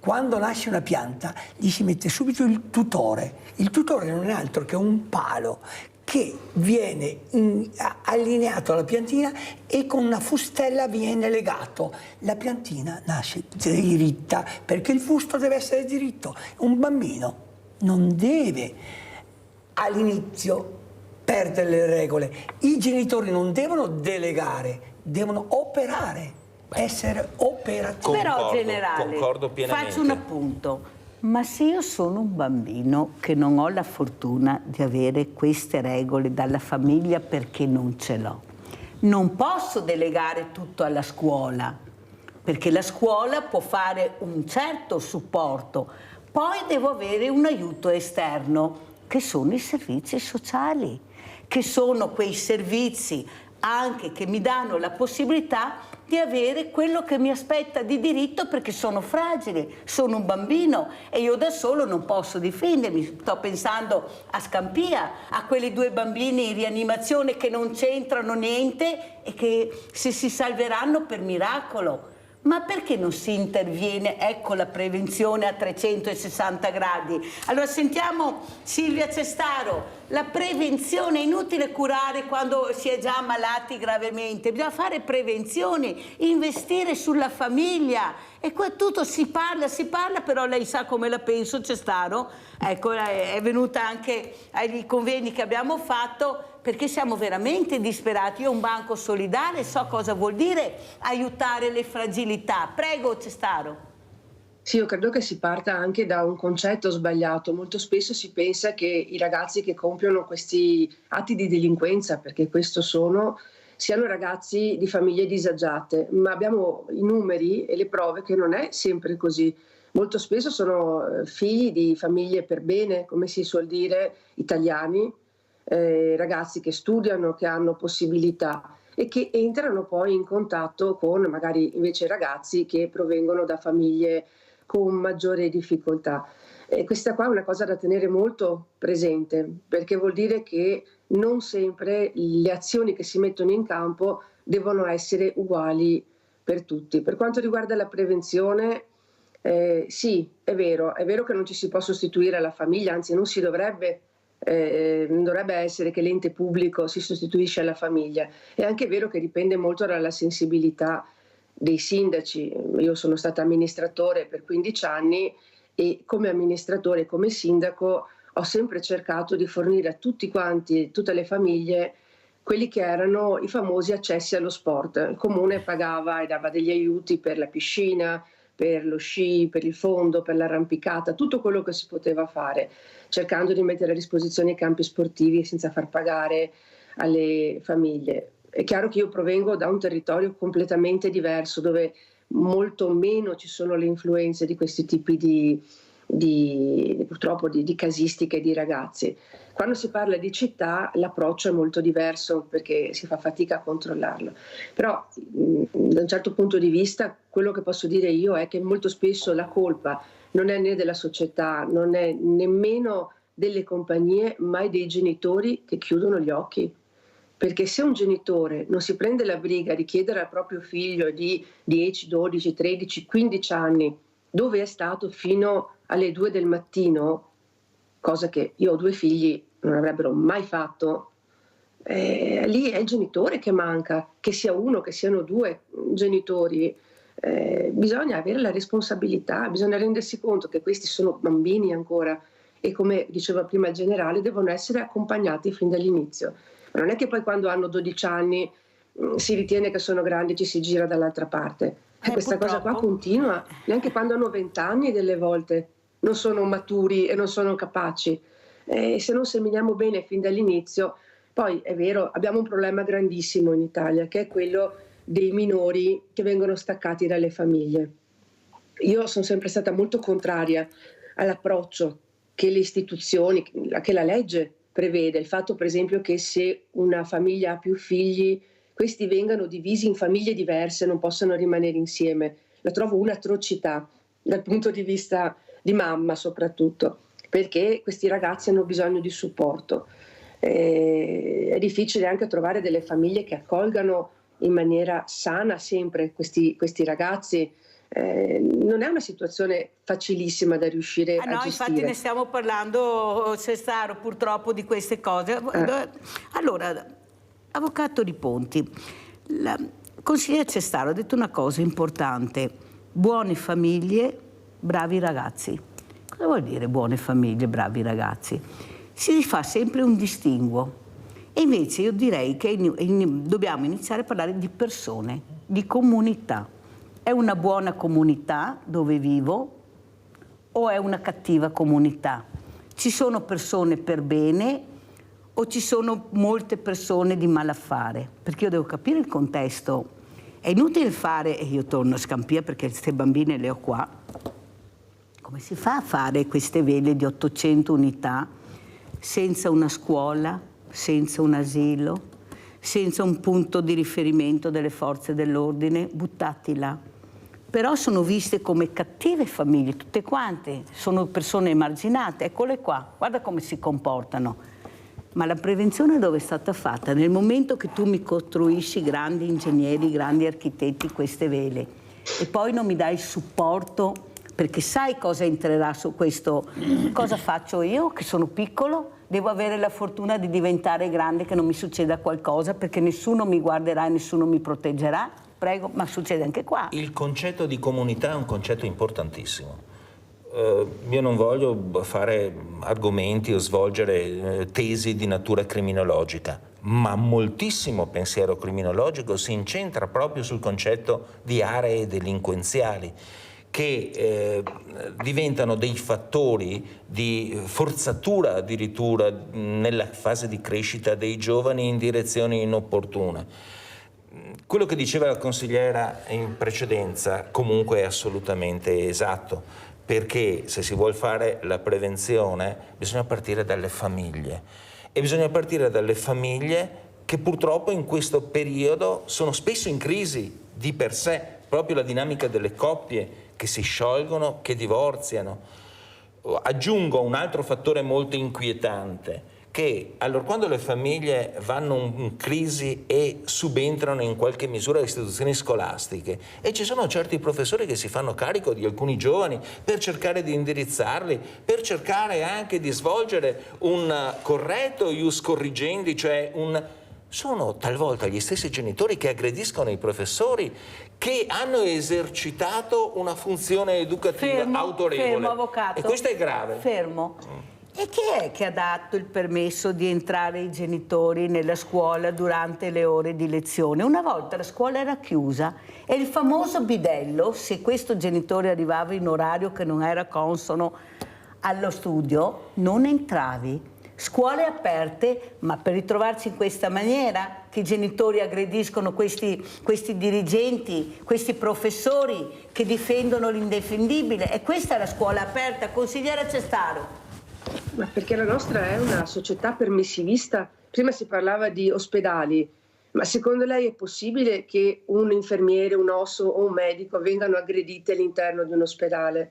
No? Abbiamo le guardie armate. Se voi avete modo di entrare in un pronto soccorso di una grande città, anche le nostre venete, ci sono le guardie dentro. E allora la stessa cosa avviene nella scuola, avviene per le strade, avviene in qualsiasi contesto, perché ormai è una società che è esacerbata, e devo dire che in questo neanche la politica aiuta molto, perché anche certe discussioni senza un criterio, un valore morale, che si sentono spesso anche in televisione, creano rabbia all'interno delle persone, creano quest'idea che tutto si può fare, tutto si può dire senza remore. E i social in questo sono stati, credo, forse il maggiore di questi mali. Hanno avuto il grande bene, il grande vantaggio di poter mettere in comunicazione persone che magari erano lontane per motivi di lavoro e quant'altro, e dall'altro lato invece la possibilità di dare voce a persone che invece sarebbe bene che non esprimessero concetti spesso portati verso l'odio sociale, verso l'idea di poter essere autorizzati a fare qualsiasi cosa. E in questo credo che soprattutto l'appoggio vada dato alle forze dell'ordine, che invece vengono messi sempre perennemente in discussione. Forze dell'ordine sono quelle che ci possono aiutare. Avvocato consigliere Cestaro, io corro perché il tempo purtroppo è tiranno, ma devo farle questa domanda, forse gliel'ho già fatta e la conosce già. Ma siamo nel 2024 e questa donna abusata, picchiata, uccisa a volte, viene, se ha la fortuna di sopravvivere, allontanata dalla sua casa con i figli. E la casa rimane al marito violento, tranquillo e beato, rimane in questa casa. Pensate i traumi, e qua lo dico anche all'avvocato Riponti e anche al generale Furlan, i traumi che io ho vissuto di questi bambini, di questo ragazzo che scappava dalla comunità per ben 3 volte perché voleva andare nella sua casa. Lo trovavamo seduto nelle scale con le forze dell'ordine, perché questa è la mia casa. Capisce Cestaro che nel 2024 questa donna deve ancora una volta subire, mentre l'uomo rimane, dopo che l'ha picchiata, che l'ha violentata, che le ha fatto di tutti i colori, rimane nella casa. E questa donna, che costa anche un sacco di soldi, perché la comunità poi dividiamo per 2 o per 3 cosa costa, Certo. E questa devono pagare i sindaci poi alla fine, quelli che hanno sempre meno soldi. Ecco, le sembra che sia ancora giusto parlare di questo? Sarebbe il momento di agire, perché parole, noi abbiamo bisogno che in questo paese si agisca. Generale, si deve agire con delle regole, con delle leggi. Se tu genitore sbagli che hai un minore, paghi salatamente, ma non 100 euro, 200 euro sono le sanzioni di adesso. Ti tolgo la casa se fai una cosa grave, non solo perché non paghi l'affitto ti tolgo la casa o non paghi il mutuo, io ti metto in condizioni che tu devi guardare i tuoi figli. E invece con questo 100-200 famiglie, anche come ha detto lei, molto benestanti, ma chi se ne frega, arrivano addirittura alla scuola con l'avvocato. Prego generale. Sono condizioni estreme queste, che lei ha detto, non è che stiamo facendo... le baby gang non sono tanto però sono condizioni estreme. Comunque le leggi ci sono, vanno solo applicate, però certe volte è difficilissimo sui minori agire. Attenzione, guardate che i minori sono sempre tutelati, ipertutelati. Le ritorno a dire che ormai i genitori, ma non voglio ripetermi, ma va ripetuto, vogliono togliersi tutti i problemi, passano la palla alla scuola, ai professori, e questo è il grave errore, perché dopo devono intervenire i carabinieri, devono intervenire le forze dell'ordine, ma le forze dell'ordine non sono servizi sociali, loro vengono solo per tamponare la situazione che ormai è gravissima. Ma generale, bisogna prevenire le cose. Però generale, l'ha detto lei, ci sono le leggi. Ma se non vengono applicate è come se non ci fosse, allora? Sui minori non è che si possono applicare le leggi come vuole e come si vuole, perché sono però sempre dei minori, che certi vanno recuperati. Per cui certe volte basterebbe anche poco per metterli sulla strada giusta. Avvocato Riponti. È vero questo. Quello che dice il generale ha un fondamento normativo. I reati posti in essere dai minori vengono perseguiti dalla Procura della Repubblica presso il Tribunale dei minori con delle regole particolari, il DPR 448, nella fattispecie che disciplina quel tipo di procedimento. È un procedimento nel quale concettualmente si voleva amplificare il più possibile la prevenzione, la riparazione dopo il fatto, la ricostituzione risocializzante, diciamo, del ruolo del minore. Tuttavia il processo dei minori, per certi aspetti, che aveva anticipato anche degli istituti molto moderni, la messa alla prova minorile era diversa dalla messa alla prova per gli adulti e doveva essere proprio un percorso risocializzante. Funzionerebbe molto bene, ma viene utilizzata rarissimamente perché non ci sono le risorse di assistenti sociali del web presso i minori che la pongono in essere.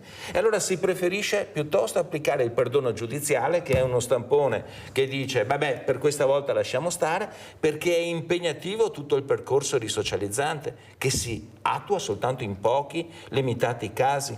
L'atteggiamento della Procura, io ero molto amico del Procuratore della Repubblica presso il Tribunale dei Minori di Roma, che diceva noi non siamo la pubblica accusa, noi siamo la pubblica difesa. Nel processo minorile c'è la pubblica difesa che è l'ufficio di procura e c'è il difensore che è la difesa privata. Le modalità di intervento devono ispirarsi a una tecnica di risocializzazione, ma ci deve essere, perché se si liquida tutto come fatto irrilevante, occasionale, la tenuità del danno, o si crea quel regime, quella mentalità di permissivismo che tutto sommato sono minore e posso fare tutto quello che voglio, è pericolosissimo. È pericolosissimo. Mirella da Riese Piodecimo, vai Mirella. Ciao Mirella. Sì, ciao Mirella, buongiorno ai suoi ospiti. Adesso le dico una cosa, sabato ero qua a casa alle 11:20 di sera c'erano 4 ragazzetti più una ragazza, avranno avuto 11 anni così. Ecco, hanno battuto il portone del condominio dove abito, ma battuto tutti quanti assieme, pareva che una bomba. E io ho preso il cellulare per tirare giù la foto. Ma sono scappati talmente veloci, ecco, con questi cellulari, con la torcia, e ridevano, scherzavano alle 11:20 di sera. Non stavano bene a casa. Ma sono stranieri questi, non è che sono italiani, perché qua dove abito io ci sono tutti stranieri. Ci siamo solo 2 italiane e basta. Ma su 2 condomini ci sono diversi ragazzini che dopo giocano fuori qua là. Ma come sabato che ho visto ho preso paura veramente, ho detto qua si fanno male, si spaccano le mani, le braccia, perché la porta è di vetro, è facile a rompersi. Ma insomma così facevano i bulli, ridevano, correvano. Sì, hai fatto bene a dirlo, perché funziona così ormai, perché c'è poco controllo anche, pazzesca. Devo dire la verità, c'è anche quello, che anzi i cittadini vorrebbero più controllo, ecco, più divise, ecco, certo. Il cittadino vuole la divisa, quello che sento anche dalle telefonate, che è un deterrente molto importante.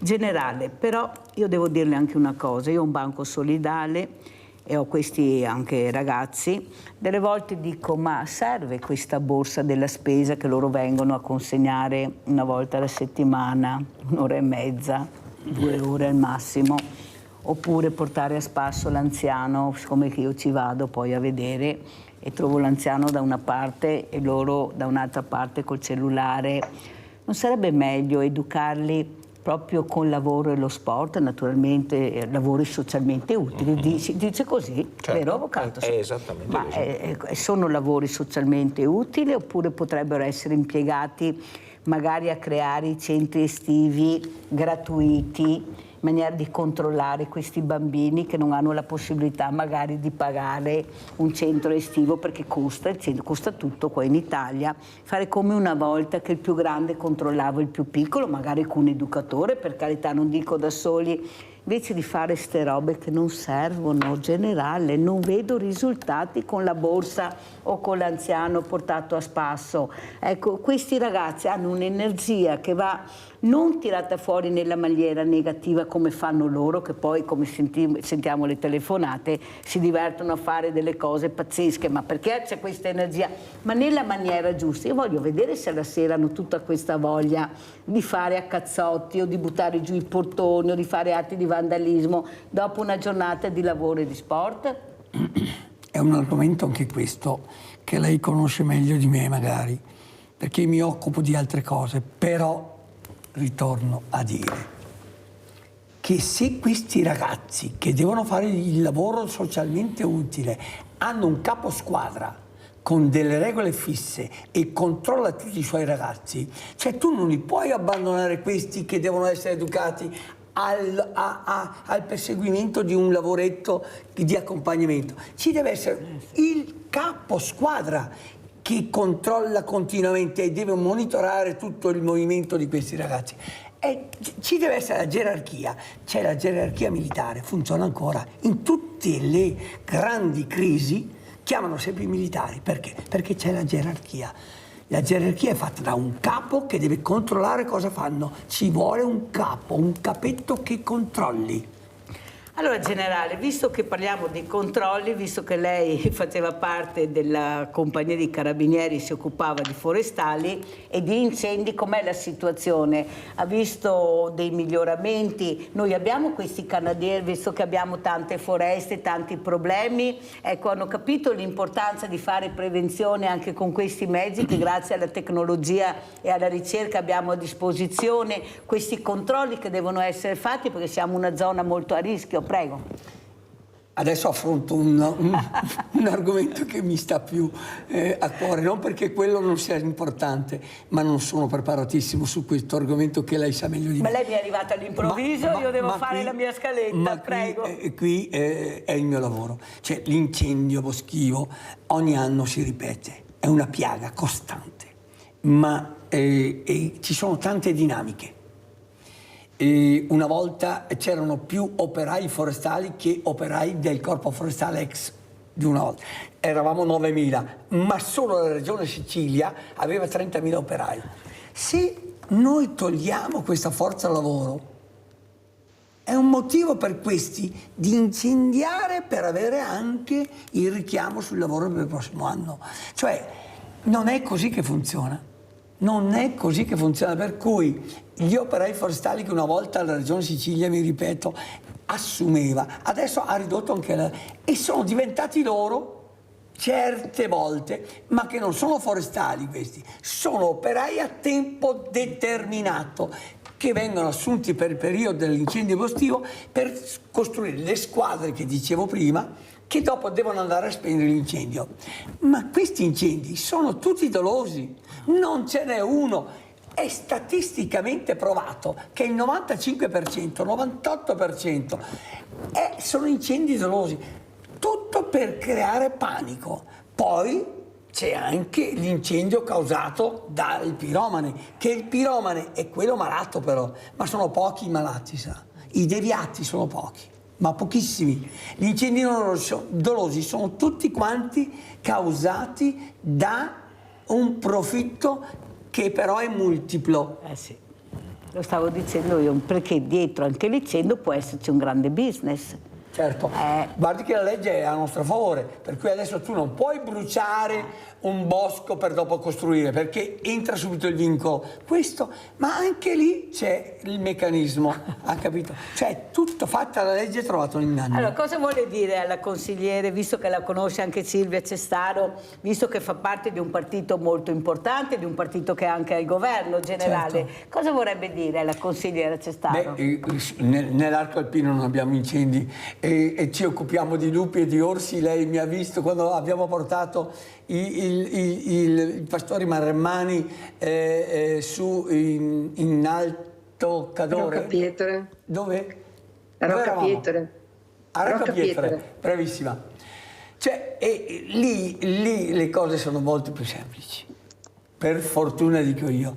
Le problematiche si concentrano sempre nelle zone dove l'agglomerato... Pensi che in un convegno che ho assistito, organizzato dal CUFA quest'anno, ma di recente, un mese fa, pensi che nel 2030 ci sarà un ulteriore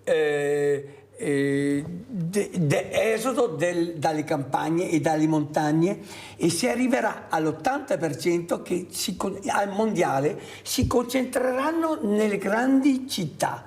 Nel 2060 arriveremo al 90%, per cui le nostre zone di montagna si spopoleranno. Abbandonato. E allora bisogna intervenire qui alla politica. E qui devo dire che alcuni partiti, io non faccio politica, alcuni partiti si stanno già attrezzando, perché se abbandoniamo le zone di montagna abbandoniamo il mondo e aumenteremo sempre di più i problemi sociali che lei sa meglio di me. Allora io così saluto anche De Bernardini, il sindaco di Rocca Pietre, visto che l'avete nominato, era un assiduo ospite di Mirella, e poi ho capito perché se n'è andato, non ha voluto fare il terzo mandato. Il generale è stato chiarissimo e io l'ho sentito, era molto abbattuto, aveva le orecchie a cocker l'ultima volta che è stato mio ospite. Capisce Cestaro che anche lui capiva quello che era necessario fare, ma non vedeva sbocchi, la luce sul tunnel non la vedeva. Questo sindaco che cercava di mettercela tutta per migliorare il territorio, ma le risposte vengono sempre dalla stanza dei bottoni, è inutile che ce la giriamo. I sindaci ancora adesso, nonostante i problemi che hanno, sono quelli meno pagati, sono quelli che hanno meno risorse e sono quelli dove i cittadini si rivolgono perché non hanno nessun altro posto. Prego Cestaro. Non serve che lo dica a me, perché l'ho fatto il sindaco, ero vicina di casa di Andrea De Bernardin, per cui insomma so bene anche le difficoltà che ha avuto nel suo territorio, che sono simili a quelle che abbiamo avuto anche noi. Allora, devo dire che quello che si sente, insomma il sentiment nei confronti dei paesi di montagna sta subendo un'attenzione inversa.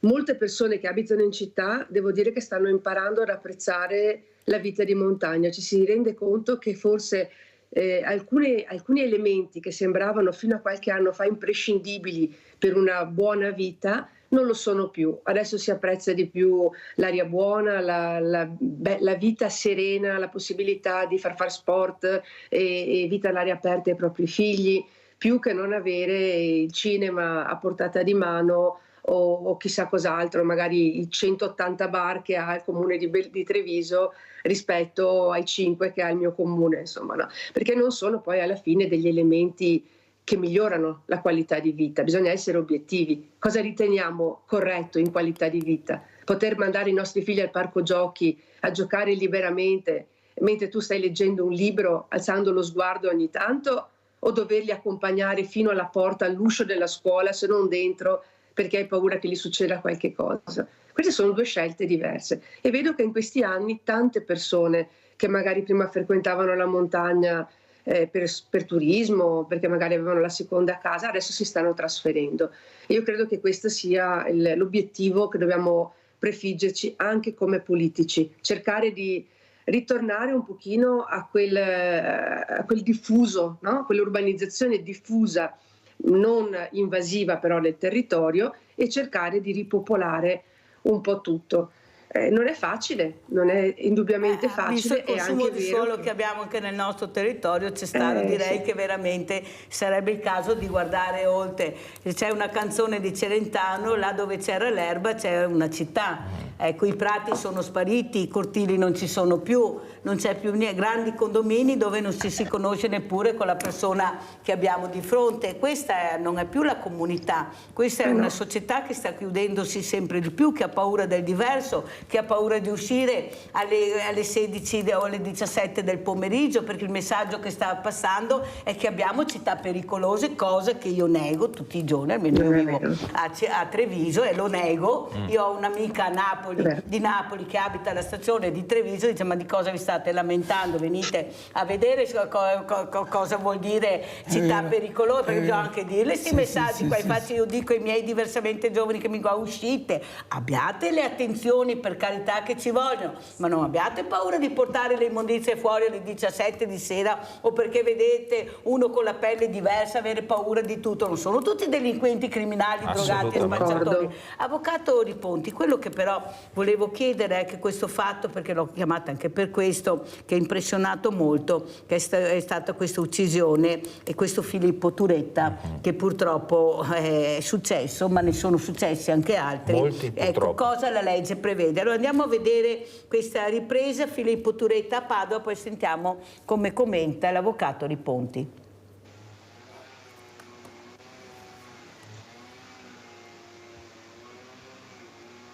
Mettiti in testa che o ci laureiamo insieme o la vita è finita per entrambi. Scriveva così Filippo Turetta in un messaggio WhatsApp inviato nel febbraio del 2023 a Giulia Cecchettin, recuperato dal cloud della giovane. La pretesa ossessiva di laurearsi con Giulia non accettava che la 22enne fosse più avanti di lui e forse vedeva nel percorso universitario un modo e il pretesto per continuare a stare con lei e cercarla. Agiva per riconquistarla ed era convinto di riuscirci. Anche questo messaggio è agli atti dell'inchiesta a carico dello studente di Torreglia. Il 23 settembre davanti alla Corte d'Assise di Venezia si aprirà il processo per omicidio volontario aggravato dalla crudeltà, dalla premeditazione, per sequestro di persona, occultamento di cadavere e stalking. Filippo Turetta insieme ai suoi avvocati ha scelto di rinunciare all'udienza preliminare, non verrà richiesta la perizia psichiatrica, andrà direttamente a processo. Questo messaggio riguardante la laurea potrebbe essere uno dei punti chiavi per contestare la premeditazione. Giulia infatti è stata uccisa l'11 novembre, pochi giorni prima della sua discussione prevista per il 16 novembre. Secondo la procura, Turetta avrebbe incominciato a pianificare il delitto almeno dal 7 di novembre. Il ragazzo, dopo la separazione da Giulia, l'avrebbe tempestata di messaggi, era convinto di poterla riconquistare, voleva riallacciare i rapporti facendole pressioni e minacciando atti autolesionisti, preoccupazioni espresse anche da Giulia in alcuni messaggi vocali mandati alle amiche. Il telefono della ragazza non è mai stato ritrovato, ma grazie al cloud gli inquirenti hanno recuperato i testi delle conversazioni che ora sono tra gli atti del processo. Mi ha detto, allora stava parlando con l'avvocato Riponti perché è un caso che ha fatto sensazione, si è ritrovati a parlare di patriarcato. Prego, cosa è successo secondo lei, avvocato, è questa legge che tutti stiamo aspettando che arrivi nella maniera giusta, che chi è colpevole deve pagare, la certezza della pena si vuole, però tutti ne parlano, ma questa certezza, avvocato Riponti, è dura da arrivare. Sul tema specifico c'è un apparato normativo che si è strutturato nel tempo. Siamo partiti diversi anni fa con una normativa sul femminicidio, constatato che i femminicidi continuavano, si è aggiunta una nuova legge cosiddetta del codice rosso e poi, proprio in epoca coeva col dolorosissimo fatto che abbiamo appena sentito e ha turbato le coscienze di tutto il nostro territorio, non credo solo di tutta quello, Italia, ma anche altri. Brava, abbiamo avuto una ulteriore terza legge, il codice rosso rafforzato cosiddetto. E allora di norme ce ne sono tante, però torniamo al punto che abbiamo cercato di approfondire in precedenza. Dobbiamo applicare le leggi con le risorse della comunità. Cosa intendo dire? Intendo dire che soprattutto l'ultima legge, il codice rosso rafforzato, ha voluto evidenziare in maniera particolare le condotte cosiddette spia, reati minori, comunque sintomatici di una possibile escalation verso fatti così gravi. Questi reati spia, queste situazioni spia, nel caso di cui abbiamo visto in precedenza, c'erano tutti. Cioè c'era una escalation che purtroppo tragicamente metteva o avrebbe dovuto mettere in allarme circa l'incolumità fisica di questa povera ragazza, perché erano condotte tipiche. Il pensiero criminologico analizza proprio questo. Proprio l'altro giorno stavo facendo un master con un professore Mastronardi e esistono una serie di elementi rivelatori che devono essere presi in considerazione preventiva. E se magari la persona direttamente coinvolta, la vittima di questa situazione complessa, ha delle difficoltà, ma si confida con un amico, con un'amica, con un cugino, è necessario che la comunità si faccia un po' carico. Non è che bisogna prendere distanza e fare 4 chiacchiere e dire stai attenta, bisogna avere il coraggio di portare all'attenzione delle forze dell'ordine e dei servizi sociali questa serie di elementi sintomatici. Io tremo e sono addoloratissimo, ma sentendo poi anche l'eco giudiziaria di questo caso famoso, c'erano elementi rivelatori tristemente inquietanti e purtroppo invece la povera vittima è rimasta sola fino al tragico epilogo che era purtroppo annunciato, nel senso che era conseguenziale a quello che emergeva prima. Serve una reazione più solidale di comunità. Bisogna aiutare le persone che sono in questa situazione di difficoltà anche a farsi coraggio presso le istituzioni. Molto spesso investire autorità di polizia, autorità giudiziarie viene visto come un qualche cosa di pericoloso, preoccupante, difficoltoso. In realtà le poche risorse che ci consentono effettivamente di fare prevenzione bisogna attivarle tutte. La fenomenologia è troppo frequente, questo periodo è troppo tragicamente connotato da questi fatti perché si possa lasciar correre, ci si possa permettere di girare la testa dall'altra parte quando determinate situazioni, per esempio lo stalking, che è una condotta tipica che predice eventi più gravi di femminicidio, lo stalking deve avere dei contrasti particolarmente energici attraverso l'autorità giudiziaria, attraverso l'autorità di polizia, attraverso l'ampliamento della diffida del questore. Deve essere attinta a piene mani ogni risorsa del sistema. Però, avvocato Riponti, noi abbiamo sentito prima anche la consigliera Cestaro e prima ancora ho avuto anche Cristina Guarda.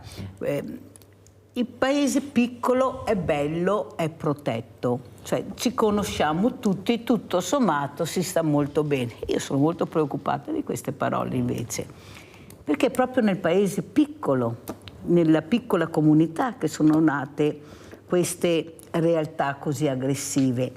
E quello che mi preoccupa è che non sono ragazzi sprovveduti, sono ragazzi che studiano, sono ragazzi che sanno vivere il momento anche sui social.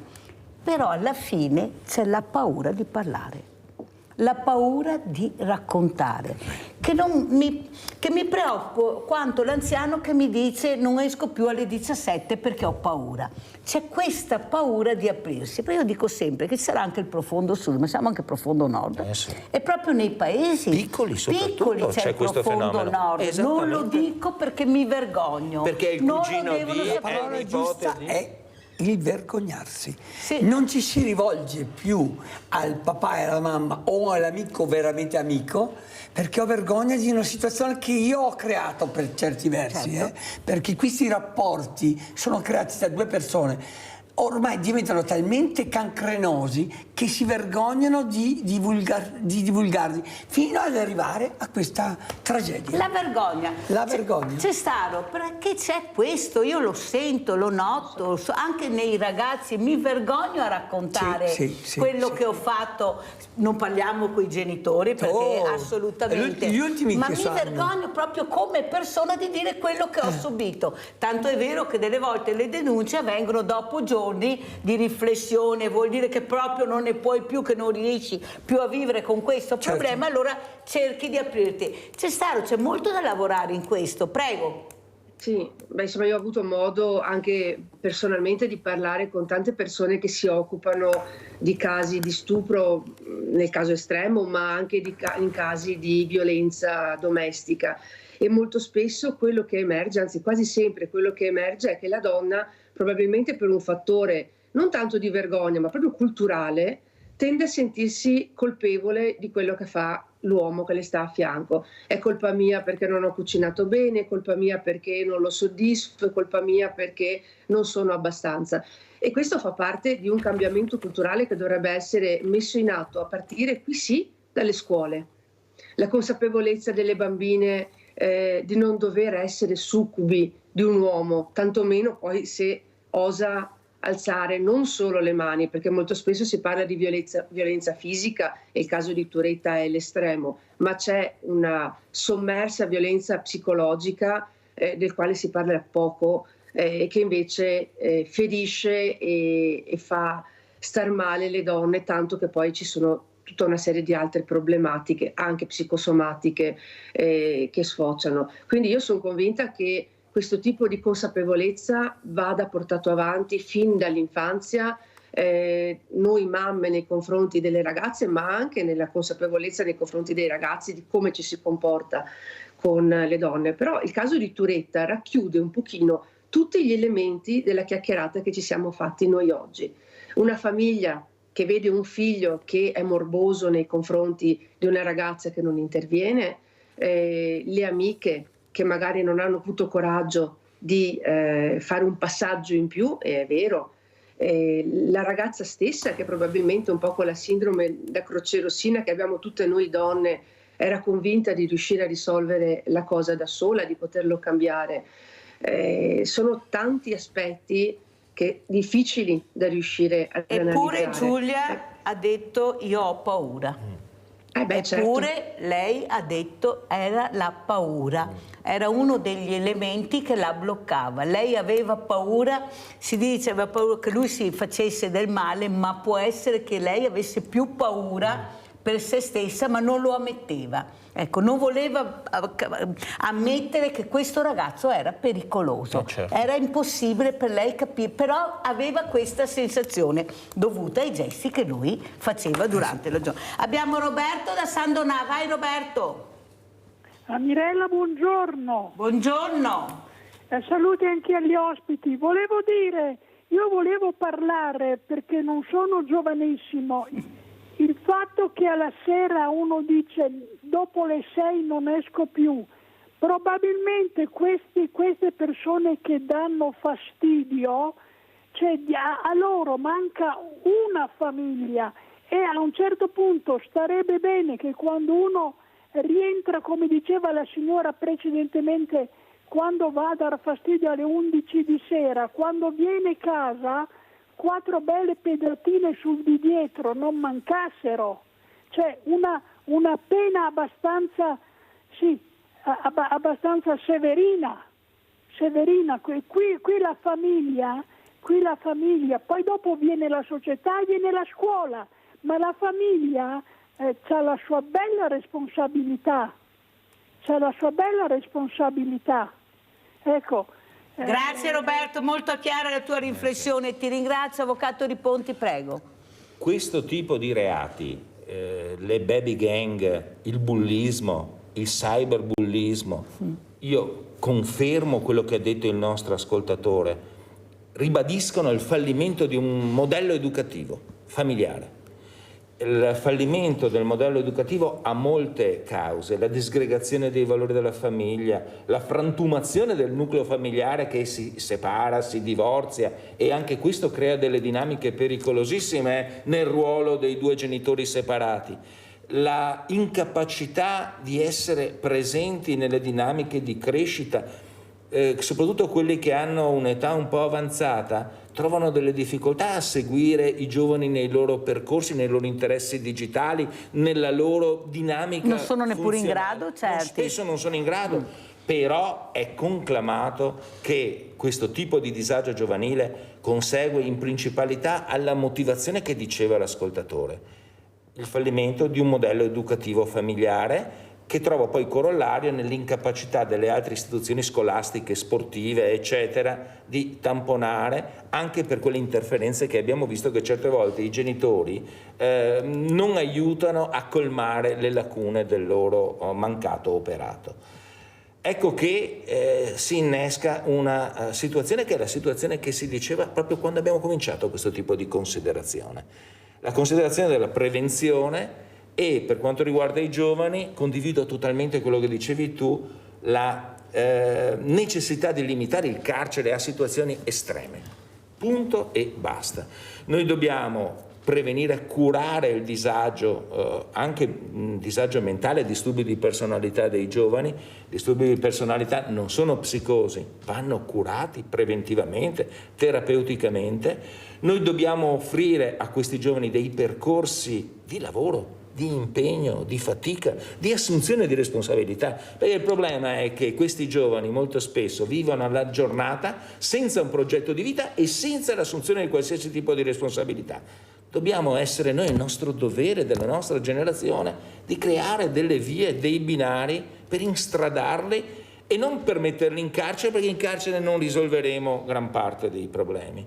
Per il mondo minorile il carcere è una situazione assolutamente estrema. Io sto cercando addirittura di chiedere che i sedicenni e il minorenne a 16 anni possano andare a votare. Diamo pure il patentino, non li mettiamo sulla strada, cerchiamo di darli a votare. Ma non sono preparati, perché il trentenne, il quarantenne, il cinquantenne è preparato forse al voto, sa quando vota, o forse io sono dell'idea che forse sono più preparati di quello che pensiamo, nel loro ambito, magari anche nell'ambiente, visto che riguarda anche il generale, perché loro sono molto attenti all'ambiente, sono loro che scendono nelle piazze per difendere l'ambiente, per carità anche con atti che non sempre sono capiti, diciamo così, però il loro grido d'aiuto non è assolutamente ascoltato e questo ambiente si sta sempre più riducendo e inquinando. Generale, prego.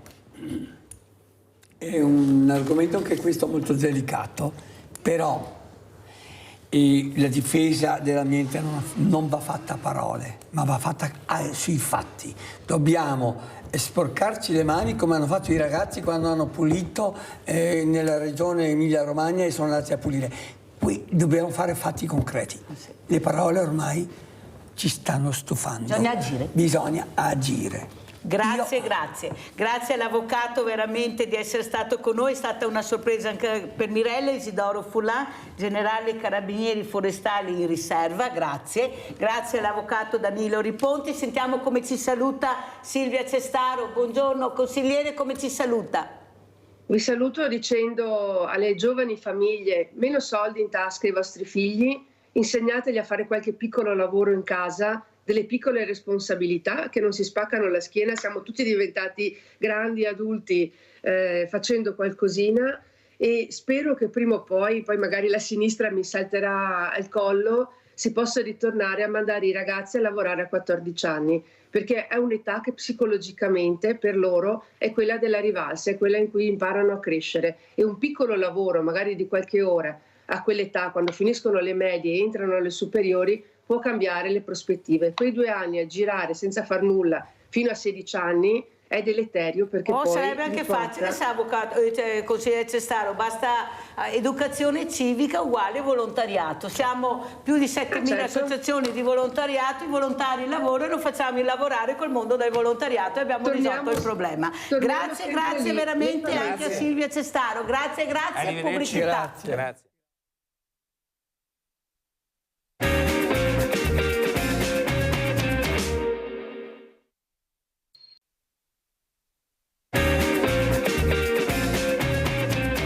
Vi presento altri graditissimi ospiti, un altro sindaco di ultima generazione, nuova, sentiremo, è Mirella Bagliano, sindaco o sindaca di Vittorio Veneto. Sindaco o sindaca? Allora, io lascio libertà di nome, nel senso che insomma sia sindaco è più istituzionale, però voglio dire oggigiorno forse la componente femminile fa la sua parte, quindi lascio libertà insomma ai cittadini, alle persone. Evidenziamola pure, insomma, questa di chiamarmi, che con tanta fatica siamo riusciti a conquistare. Saluto anche Don Alessio Magoga, direttore settimanale diocesano L'Azione. Grazie Don Magoga anche a lei di essere qui, sempre da Vittorio Veneto. Don Magoga, allora partirei proprio da Don Magoga, questa figura di donna che proviene dal mondo del volontariato, poi ci racconterai non solo, ma questa semina che viene fatta nel territorio, poi magari con fatica, però si raccolgono i frutti.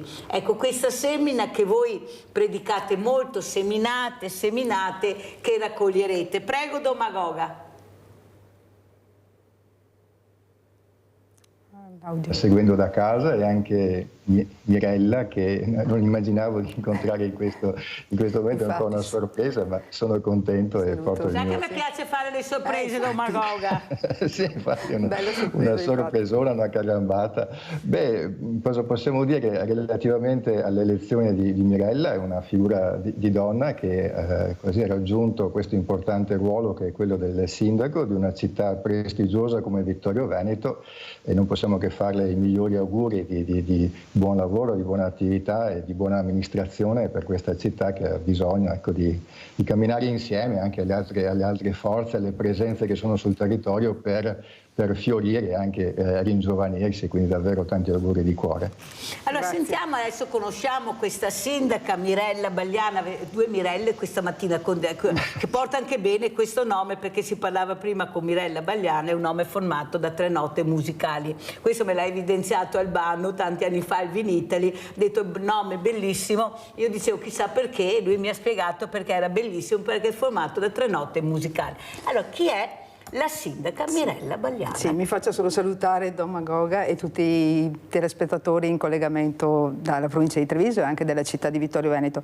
Chi è Mirella Bagliana? Mirella Bagliana è una donna che è nata in Sudafrica, okay? Sono figlia di emigranti che nel 1958 lasciarono Vittorio Veneto e andarono a lavorare in Sudafrica, come tanti emigranti veneti che si sono spostati in Europa, in Svizzera e in Belgio. I miei genitori scelsero il Sudafrica per una serie di coincidenze. E sì, la prima infanzia l'ho fatta appunto, ripeto, in questo paese. Dopo 20 anni siamo rientrati in Italia.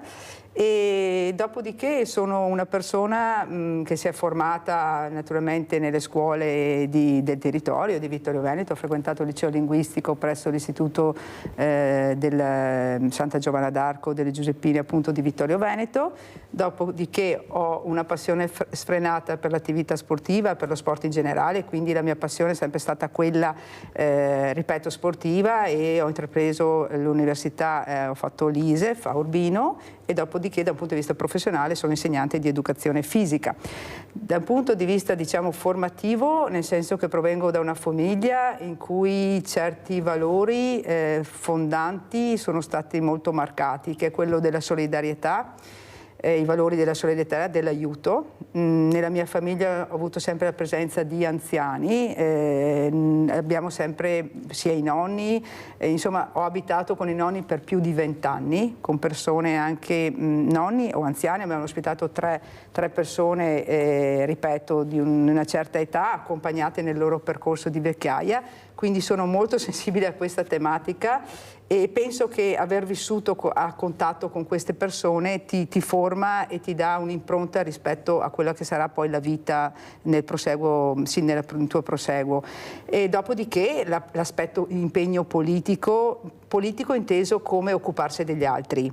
Okay, quindi ripeto, sono cresciuta anche vicino ad un mio zio che era ex sindaco di un comune limitrofo, Cappellamaggiore, quindi io ho visto anche l'impegno di attività amministrativa come un impegno di occuparsi degli altri, di risolvere i problemi, di risolvere le questioni, ripeto, mai in modo strumentale, ma bensì andando nel profondo delle questioni, e un occhio di riguardo sempre rispetto ai bisogni, alle necessità dei singoli cittadini e della collettività in generale, un occhio di riguardo alle politiche, insomma, che sia ambientali, territoriali, e però con un forte senso di risolvere, ripeto, le problematiche dei singoli cittadini che ogni giorno si presentano, sia dal punto di vista, voglio dire, anche lavorativo, dei bisogni primari, insomma, sempre questo senso, insomma, sono cresciuta in questo modo. Ecco. Comunità, vero? Comunità. Sì, allora, aiuto. sindaca Bagliana, cosa vuol dire riuscire a vincere su un feudo, un forte, molto forte leghista, perché è così, non in quanto proprio come politica, ma proprio riuscire a scardinare quello che sembrava impossibile. Impossibile perché appunto noi abbiamo vissuto anni e anni su un territorio fortemente leghista, inutile che ce la giriamo. Però giustamente lei, io la sentivo anche dalle dichiarazioni che faceva, bisogna dare risposte al territorio, bisogna ascoltare i cittadini, bisogna allargare la mente. Cosa voleva dire con queste parole, Sindaco? Sì, allora innanzitutto premesso che non è facile amministrare un territorio e quindi voglio dire non diamo anche, cioè le responsabilità di chi ci ha preceduto vanno intraviste, però voglio dire, ripeto, con la consapevolezza che amministrare il territorio, amministrare un comune non è una cosa semplice. Quindi voglio dire è più facile stare delle volte all'opposizione perché individui delle criticità. Però quando sei alla guida di un comune, di un ente, è assai difficoltoso portare avanti le cose. Quello che effettivamente forse è mancato in tutti questi anni è quello di dare appunto queste risposte ai cittadini e al territorio stesso. Queste risposte secondo me vanno date in modo puntuale. Forse ogni tanto i cittadini, quando c'è questa tendenza ad allontanarsi dalla politica, okay, a dire vabbè sono tutti uguali, è proprio perché non trovano una risposta alle loro bisogni, alle loro esigenze. Ripeto, risposta che delle volte può essere anche semplice, delle volte è più complessa e va analizzata, va sintetizzata. È vero anche che al cittadino non puoi non dare informazione, non puoi non rispondere. Quando si presenta con le sue problematiche te le devi prendere a carico, devi darne risposta e non devi assolutamente trascurarlo. Secondo me in tutti questi anni forse sono mancate anche queste risposte anche in termini anche globali voglio dire da un punto di vista anche urbanistico, territoriale, di dare delle risposte importanti sul territorio per quanto riguarda certe tematiche. Mi viene in mente a livello urbanistico la riconversione dell'ex Carnielli, dove c'era un sito di grosso inquinamento. Voglio dire, non è che possiamo passare altri 10 anni inermi e non fare delle azioni concrete per dare delle risposte. Dare delle risposte significa anche risolvere delle questioni importanti che si trascinano da anni. Bisogna iniziare a fare un percorso per dare delle risposte, uno su tutte, mi viene esempio Villa Papadopoli, il Parco Papadopoli, il rilancio di Ceneda. È vero che non si può fare in pochi anni, però bisogna iniziare un percorso, bisogna tracciare una linea. Ripeto, dal mio punto di vista in questi 5 anni, in questi forse anche 10, siamo rimasti un po' fermi su noi stessi e non è iniziato quel percorso di evoluzione, anche perché abbiamo una società, ripeto, che ha delle esigenze particolari, nuove esigenze. Abbiamo insomma nuovi cittadini che si inseriscono nel comune di Vittorio Veneto da un punto di vista dei migranti, quindi anche su quello dobbiamo dare risposte. Perdiamo cittadini che se ne vanno da Vittorio Veneto, dobbiamo reimpostare una città che sia attrattiva per quanto riguarda i giovani che purtroppo se ne stanno anche andando dalla nostra città perché mancano ad esempio soluzioni abitative, quindi anche là. Noi non possiamo non dare delle risposte anche su queste tematiche. È vero che è difficile sulle questioni abitative, ad esempio la politica abitativa, il comune, l'ente forse è quello che è forse minormente coinvolto perché di solito si fa un processo a livello nazionale o regionale per queste politiche abitative, però anche l'amministrazione comunale deve fare la sua parte, dico io, no? E poi ci sono anche tante altre questioni. Una su tutte, l'ultima cosa, Vittorio Veneto, io dico sempre perché non può diventare una cittadina a livello europeo, no? Perché poi noi guardiamo l'Europa, guardiamo questi modelli europei di queste cittadine, insomma rimaniamo sempre incantati da questi sviluppi che hanno in modo anche sostenibile. Io dico anche noi facciamo parte dell'Europa, anche le nostre città sono delle belle città e per questo devono essere rilanciate. Allora, Domagoga, quello che sento molto dai miei ospiti, sia pediatri che medici generali, e tutti quanti, quando alla fine psicologi, psicoterapeuti, nomino gli oratori. Io continuo a sentire questa parola, mancano gli oratori. Erano un punto fondamentale dove questi ragazzi si ritrovavano, socializzavano, con una persona autorevole che controllava. Abbiamo forse dimenticato che non è che sia cambiato il mondo, siano cambiati i giovani, è che una volta c'era un po' più un controllo del bambino, del diversamente giovane, come lo chiamo io.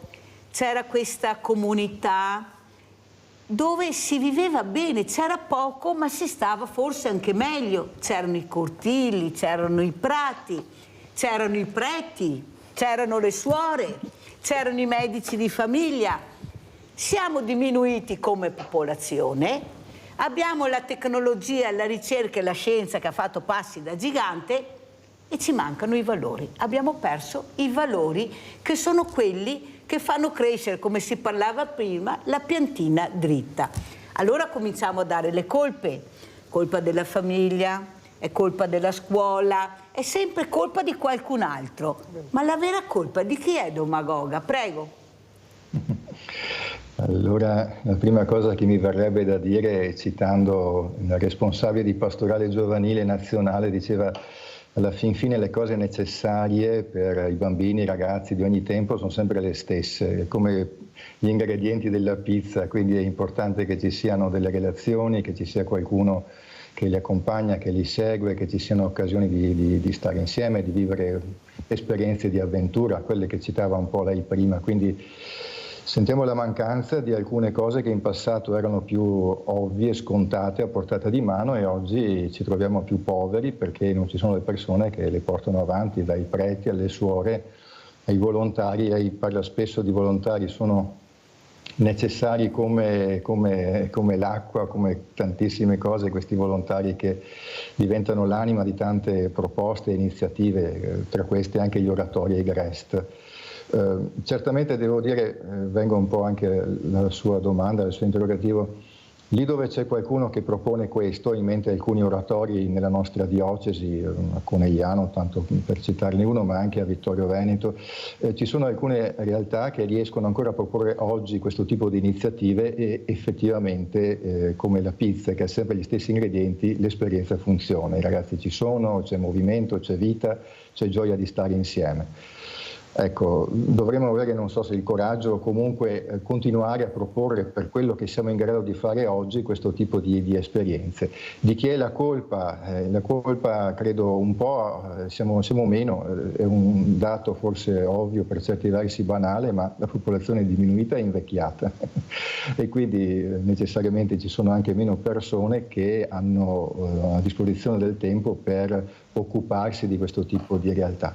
E poi, oltre alla questione anagrafica, c'è anche senza dubbio una questione come possiamo dire, di cultura un po' più individualistica che oggi porta le persone ad occuparsi di più delle proprie cose rispetto a quelli che possono essere dei beni della comunità o degli interessi che riguardano un po' tutta la comunità. Questo mi pare un aspetto molto forte, lo richiamiamo anche questo spesso, ma questa mentalità un po' individualistica che ci corrode dentro, un po' tutti, cristiani e non cristiani, che va affrontata, va un po', come possiamo dire, combattuta con un altro tipo di logica. Prima la sindaca parlava del principio della solidarietà, ecco, quello è proprio un argomento su cui insistere e battere nei contesti cristiani e anche civili laici, perché la solidarietà è quello che ci può salvare.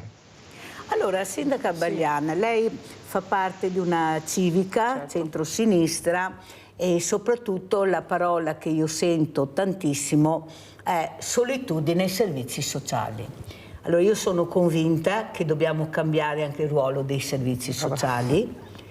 Dobbiamo mettere persone molto competenti, perché è uno dei posti più delicati che ci siano, dove tu devi avere un ascolto competente, non ti devi arrabbiare se qualcuno urla, se qualcuno grida, ma devi cercare di capire perché c'è quell'urlo, quel grido di aiuto che tu non potrai dare perché non hai la possibilità, oppure non vuoi ascoltare perché sei stressata. Però dobbiamo cambiare come succede per gli ospedali, i ristoranti, farli lavorare a 360 gradi, compreso il sabato e la domenica. Non è possibile che nel 2024, io faccio parte del mondo del volontariato, noi non abbiamo regole né orari, non c'è sabato e domenica o Ferragosto o Natale, siamo sempre aperti. però si chiude ancora al venerdì alle ore 13 e poi il solito numero, risponderemo lunedì mattina se risponderanno, perché purtroppo non sono sempre aperti. Non le sembra che sia il caso di, oltre a parlare di cemento, di grandi infrastrutture, di iniziare a parlare a servizio alla persona sia e soprattutto alle fragilità? I fondi del PNRR erano destinati all'inizio proprio sul sociale, la parola prevalente era sociale, poi sono stati dirottati nel silenzio totale, perché tanto noi non sappiamo mai niente, trasparenza sui soldi non ce ne sono mai, anzi l'ho chiesto anche ai nuovi europarlamentari che vorremmo capire anche cosa decidono in Europa, e si dà la colpa all'Europa, ma non sappiamo, e abbiamo i nostri europarlamentari che firmano. Non è il caso di iniziare a dare servizi alla persona, visto anche la denatalità e soprattutto l'aumento di età con acciacchi che hanno questi poveretti, che dico sempre, sindaca, che se siamo grandi, belli e bravi è merito del loro sacrificio, del loro lavoro, e si ritrovano con pensioni da fame e nessuno ancora cambia. Prego, sindaca. Allora, qua ha toccato un tema centrale proprio, la questione della persona, no? Perché molte volte anche in campagna elettorale o a livello amministrativo si fa un bel parlare dell'aspetto urbanistico, di alcuni aspetti culturali, e poco si parla delle persone e dei loro bisogni. E su questo più volte, anche durante i 5 anni precedenti in Consiglio Comunale, poche volte veniva portata la fotografia di come stanno i cittadini, in questo caso di Vittorio Veneto, ma anche i cittadini in generale. Noi abbiamo la necessità di avere, ma di condividere, dico, con tutti la situazione veramente delle persone, di come stanno le persone realmente, perché a me sembra che poco si parla di questo. Vengono amplificate, ripeto, tutta la questione delle strutture, delle infrastrutture, viene dato tanto risalto all'aspetto del territorio e poco si parla realmente dei bisogni della persona. Condivido con lei la questione di rivoluzionare, cambiare, ammodernare i servizi sociali. Naturalmente il plauso va a chi sta lavorando, agli operatori che stanno conducendo anche loro delle battaglie con una struttura che è abbastanza rigida, perché è stata impostata in anni diversi rispetto alle attuali, quindi sì, parliamo degli anni 70, insomma gli anni 70, quindi la società, come dice lei, è in evoluzione, quindi anche tutti i servizi sociali devono cambiare. Noi, sono d'accordo con lei, dobbiamo dare delle risposte immediate ai cittadini.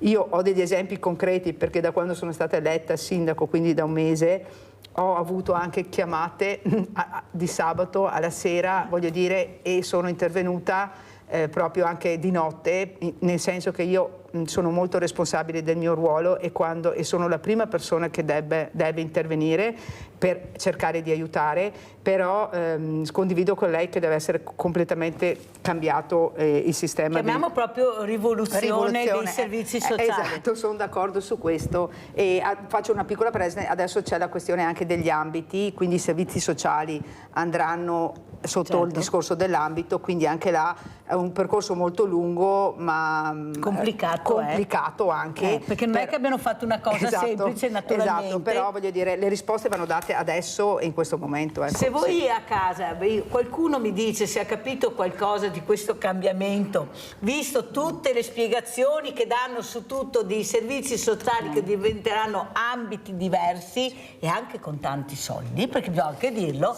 ecco, io vi direi grazie. Abbiamo Giulia da Venezia, vai Giulia.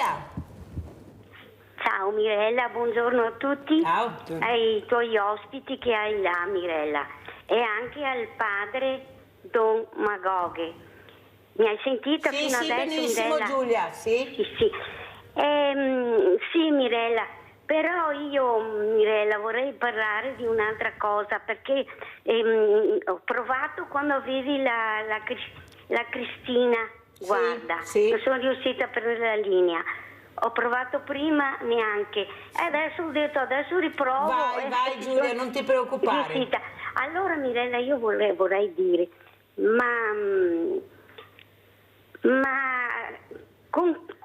ci hanno messo gli occhi su anche sulla Valle del Vanoi, Mirella. Guarda che sono passata di là e mio figlio mi diceva: mamma, guarda che siamo nella Valle del Vanoi. Mirella, quando passi non lo so, ti viene una cosa proprio, ti si sanifica quella valle quando passi. E allora volevo dire, non è bastato la strage del Vajont, vogliono provarci di nuovo, Mirella, non sanno più dove spenderli quei soldi del PNR, perché ce ne sarebbero altre cose da fare. Allora Mirella, io, se la Cristina, l'onorevole là che è andata in Europa, mi sta ascoltando, non lo so se stia ascoltando ancora la tua trasmissione, gli faccio tanti auguri, perché se lo merita, perché è una proprio che porta avanti le cose, che spiega e che ci dice quello che vogliono fare. Mirella, ti ringrazio tanto dello spazio che mi dai, ti saluto, auguro a tutti una buona giornata, anche al padre e alla signora sindaca, io la chiamo sindaca. Giusto. E spero che ci sei ancora, Mirella, lunedì, vero? Sì. Allora, grazie Giulia, mi fai venire i brividi. Vede Don Magoga, grazie cara Giulia. Riuscire a coinvolgere le persone, a chiamare, a telefonare, questi diversamente giovani invece che vogliono vivere il territorio, vogliono conoscere, vogliono dire quello che pensano, perché anche loro, è anche suo questo territorio e loro hanno piacere di sentire cosa si farà, cosa non si farà, di criticare, di dire quello che va bene. Posso assicurare che sono sempre telefonate di buon senso o di disperazione perché non c'è l'ascolto. Don Magoga, forse ecco la Chiesa che è il punto di riferimento tantissime volte di queste persone, l'abbiamo visto, io lo ripeto sempre, durante la pandemia, quanto mancava la Chiesa, la preghiera, gli ascolti che abbiamo avuto anche noi con le messe in diretta che facevamo. Ecco, bisogna pure ascoltare, Don Magoga, quella che è la fragilità del Paese. Prego, Don Magoga. Sì, mi collego a quello che sta dicendo, riportando alla giornata di oggi. Oggi, dal punto di vista della liturgia, è la memoria dei santi Gioacchino e Anna, che sono i nonni di Gesù. Quindi è una giornata un po' dedicata a queste figure. E Papa Francesco ha indetto, proprio a poca distanza da questa festa, la prima domenica più vicina alla festa dei nonni di Gesù, Gioacchino e Anna, la giornata dei nonni anziani che si celebra domenica prossima. E ha scritto un bellissimo messaggio Papa Francesco proprio per questa giornata. Ogni anno, da 4 anni a questa parte, scrive questo messaggio per la giornata mondiale dei nonni e degli anziani, ribadendo da un lato il valore e la preziosità della loro presenza all'interno delle nostre famiglie e anche, giustamente come sta dicendo Mirella, all'interno delle nostre comunità. È bella questa testimonianza che abbiamo ascoltato, perché dice le persone anche anziane hanno a cuore sia i propri familiari ma anche quello che è il destino della propria comunità, del proprio territorio. Questo è davvero, davvero bello. Quindi Papa Francesco nel suo messaggio ribadisce l'importanza degli anziani e dei nonni, il fatto che sono una risorsa, e invita anche, questa è l'altra cosa molto bella che continuamente rimarca, sottolinea e ribadisce Papa Francesco, a uno scambio intergenerazionale, vale a dire che gli anziani, i nipoti in particolare, possono il più possibile entrare in dialogo e mantenere delle relazioni reciproche, perché è assolutamente convinto Papa Francesco, ma di questo anch'io e la Chiesa insomma è assolutamente convinta, questo scambio tra nonni e nipoti è di grande valore, di grande spessore, di grande importanza. In un periodo in cui magari la famiglia e i genitori sono un po' più in difficoltà nella formazione, nell'accompagnare i propri figli, i nonni hanno delle carte da giocare in più ed è bene che possano effettivamente giocarle. Quindi concludo questa mia serie di considerazioni. Le persone anziane, i nonni, sono davvero importanti e fondamentali. La Chiesa, per quanto riesce, in varie modalità, cerca di accompagnarli e quindi sappiano di essere nel cuore e anche in quelle che sono le iniziative pastorali delle comunità cristiane.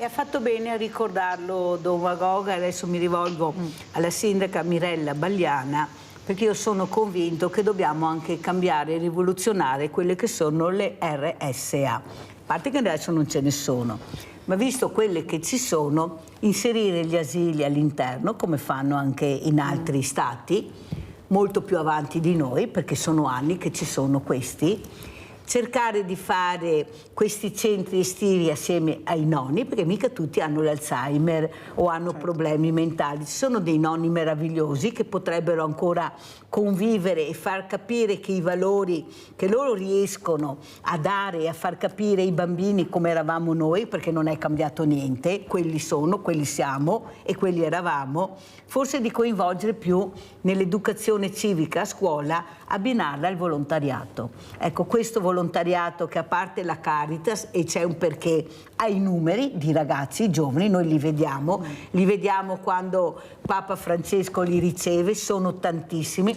eppure noi, sindaca, abbiamo un volontariato che è scarsissimo di ragazzi giovani. Come fare per andarli a intrigare, perché loro vogliono essere intrigati, loro sono stanchi della lezioncina in classe, io sono questo, no, loro vogliono essere intrigati. Prego, sindaca. Sì, allora innanzitutto la questione posta è importante e non di facile anche soluzione. E intanto bisogna dire anche che la questione dei nuovi nonni, il nuovo modo di invecchiare è un modo attivo, no? Voglio dire, quindi non abbiamo più i nonni classici, anche se io ho tanta nostalgia dei nonni classici, nel senso che avevano il loro fascino e da loro anche c'era una lentezza, un modo di rapportarsi molto a disposizione tanto tempo, e quindi i valori venivano trasmessi in modo calmo, tranquillo. Oggigiorno la vita è un po' più frenetica e anche i nuovi nonni sono un po' più, diciamo, più innovativi.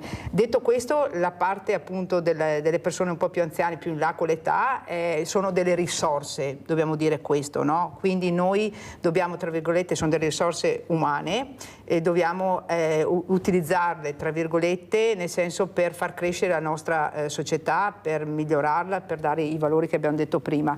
Come fare? Bisogna mettere assieme, far intercettare queste due realtà, quindi il mondo giovanile col mondo più avanzato, delle persone più avanti con l'età.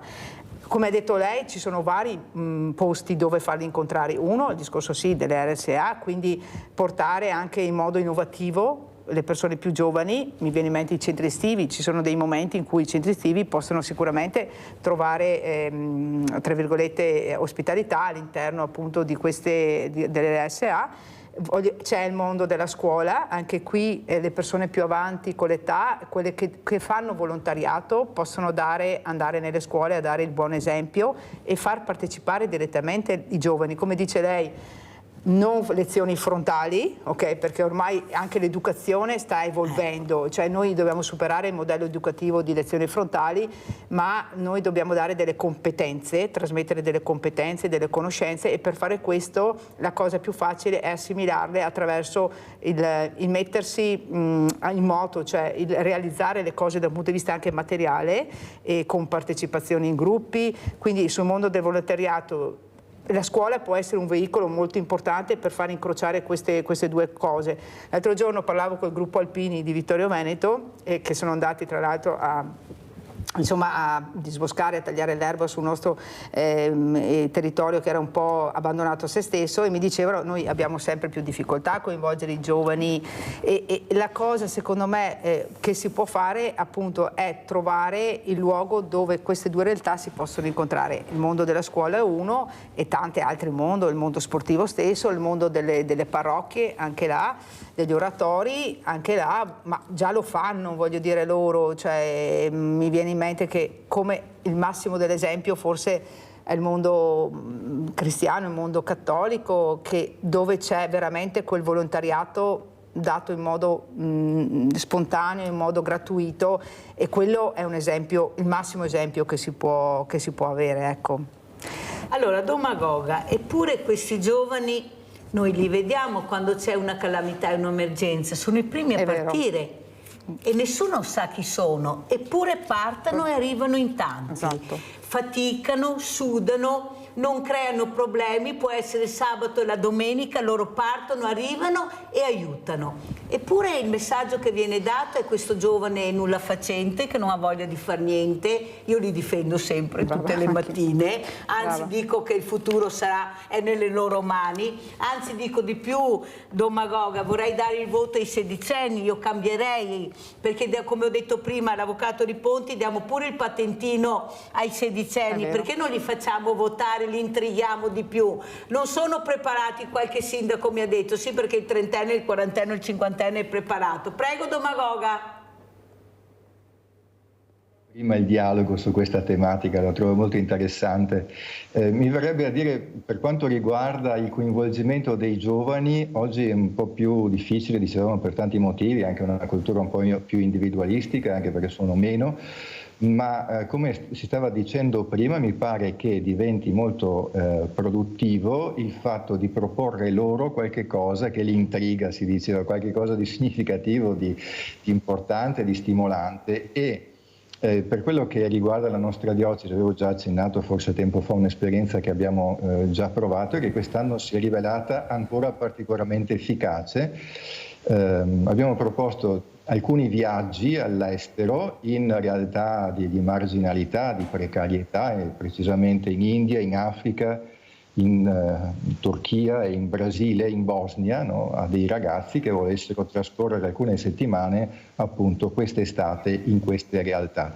E si sono mobilitati 58 giovani dai 18 anni in su. Per noi come diocesi, insomma, è un numero molto importante, e questa iniziativa ha coinvolto, anzi è stata curata, coordinata dagli uffici diocesani della Caritas, Giovani e delle missioni. Queste tre realtà si sono messe insieme per proporre questo tipo di viaggi che sono appena partiti. Uno si conclude oggi, sono stati in India, tornano oggi, poi via via partiranno gli altri in Africa, Sud America, Turchia e Bosnia. Ecco, credo che siano, certo, non esperienze forse alla portata di tutti, però se si lancia qualcosa che è stimolante, provocatorio, anche radicale, ecco, la risposta c'è. Siccome vogliono emozioni forti, cioè non mancano, le diamo queste emozioni. Vediamo se riusciamo a far passare Livio, velocissimo Livio, ciao. Sì, certo, so che c'è poco tempo, sarò brevissimo.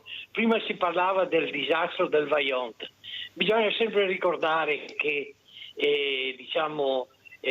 oltre alla tragedia immane delle vittime, di 2000 vittime e dei familiari di queste vittime, c'è anche il problema umano enorme delle persone che sono sopravvissute e che continuano a vivere, ce ne sono ancora, continuano a vivere con incubi, non possono bere, hanno paura dell'acqua, gli viene in mente la notte, non riescono a dormire. E questi sono drammi umani, purtroppo, che nessuno ne parla mai, però queste persone sono sopravvissute, ma continuano a vivere con questa morte in vita che le ha colpite. Hai fatto bene a ricordarlo, Livio, ne abbiamo avuto anche una presente. Grazie Livio di questo ricordo. Sindaca, come ci saluta? Velocissima. No, tornando alle questioni dei giovani, volevo solo dire che noi abbiamo eletto il consiglio comunale più giovane di sempre. Di questo periodo abbiamo la consigliera più giovane di Vittorio Veneto che ha 21 anni, quindi abbiamo posto molto attenzione al coinvolgimento dei giovani all'interno della nostra attività amministrativa, e questo è il fulcro centrale, perché noi dobbiamo praticamente trasmettere le conoscenze, ma dare il testimone, dobbiamo passare il testimone alle nuove generazioni, ma per farlo non basta solo dirlo con degli slogan, ma bisogna fare delle azioni concrete. Quindi noi su questo ci impegneremo tantissimo, quello di trasmettere e di dare il testimone alle nuove generazioni. Don Magoga, velocissimo, come ci saluta? Che domenica appunto avranno la loro giornata, e un invito a tutti i giovani ragazzi ad andare a trovare i nonni e a parlare con loro. Grande Don Magoga, avrei giurato. Io ringrazio tantissimo sia Don Alessio Magoga, direttore settimanale diocesano L'Azione, sia Mirella Bagliana, nuovo sindaco di Vittorio Veneto, anzi sindaca perché è giusto anche dirlo, primo mandato, Civica Centrosinistra. Grazie a voi. Adesso andiamo a pranzo con la proposta di Mirella, delle Mirella. Cavatelli al pesto trapanese. Il 14 agosto a Buseto Palizzolo, provincia di Trapani, si organizza la sagra della pasta al pesto trapanese e salsiccia arrostita, con degustazione del melone giallo busetano e vino bianco locale. Ingredienti per 4 persone: 320 g di cavatelli, 400 g di pomodori in polpa, 4 spicchi d'aglio, un mazzetto di basilico, 50 g di mandorle pelate, pecorino grattugiato, olio extravergine d'oliva, sale, pepe.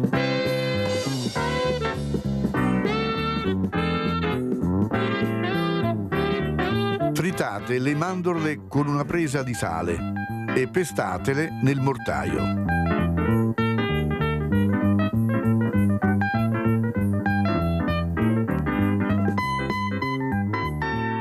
Trasferite la granella in una terrina e mettete nella scodella l'aglio,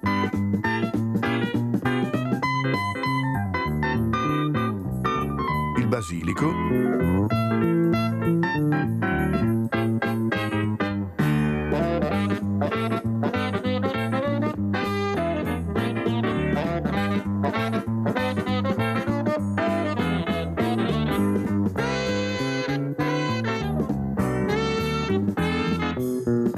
sale e riprendete a pestare fino ad ottenere un composto omogeneo.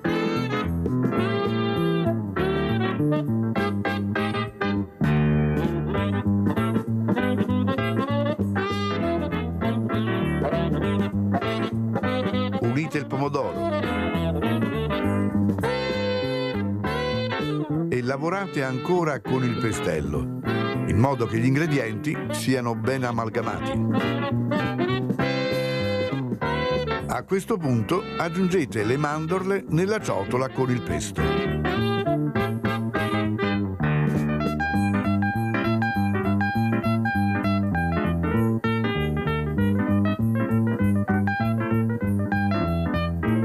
Incorporate l'olio,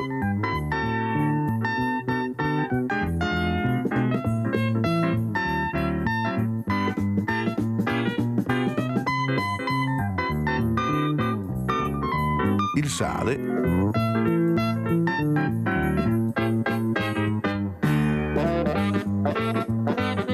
e un'abbondante spolverata di pepe.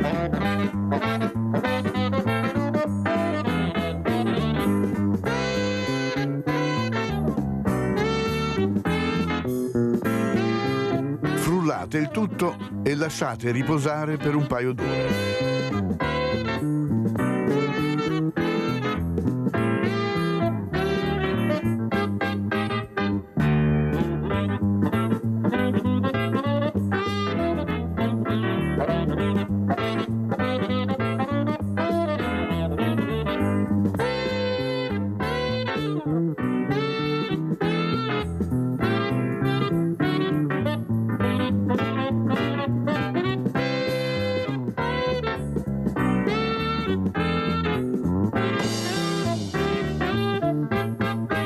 Versate la pasta in acqua bollente salata.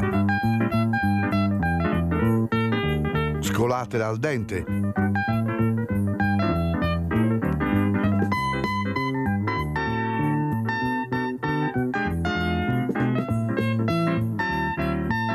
E conditela con la salsa preparata.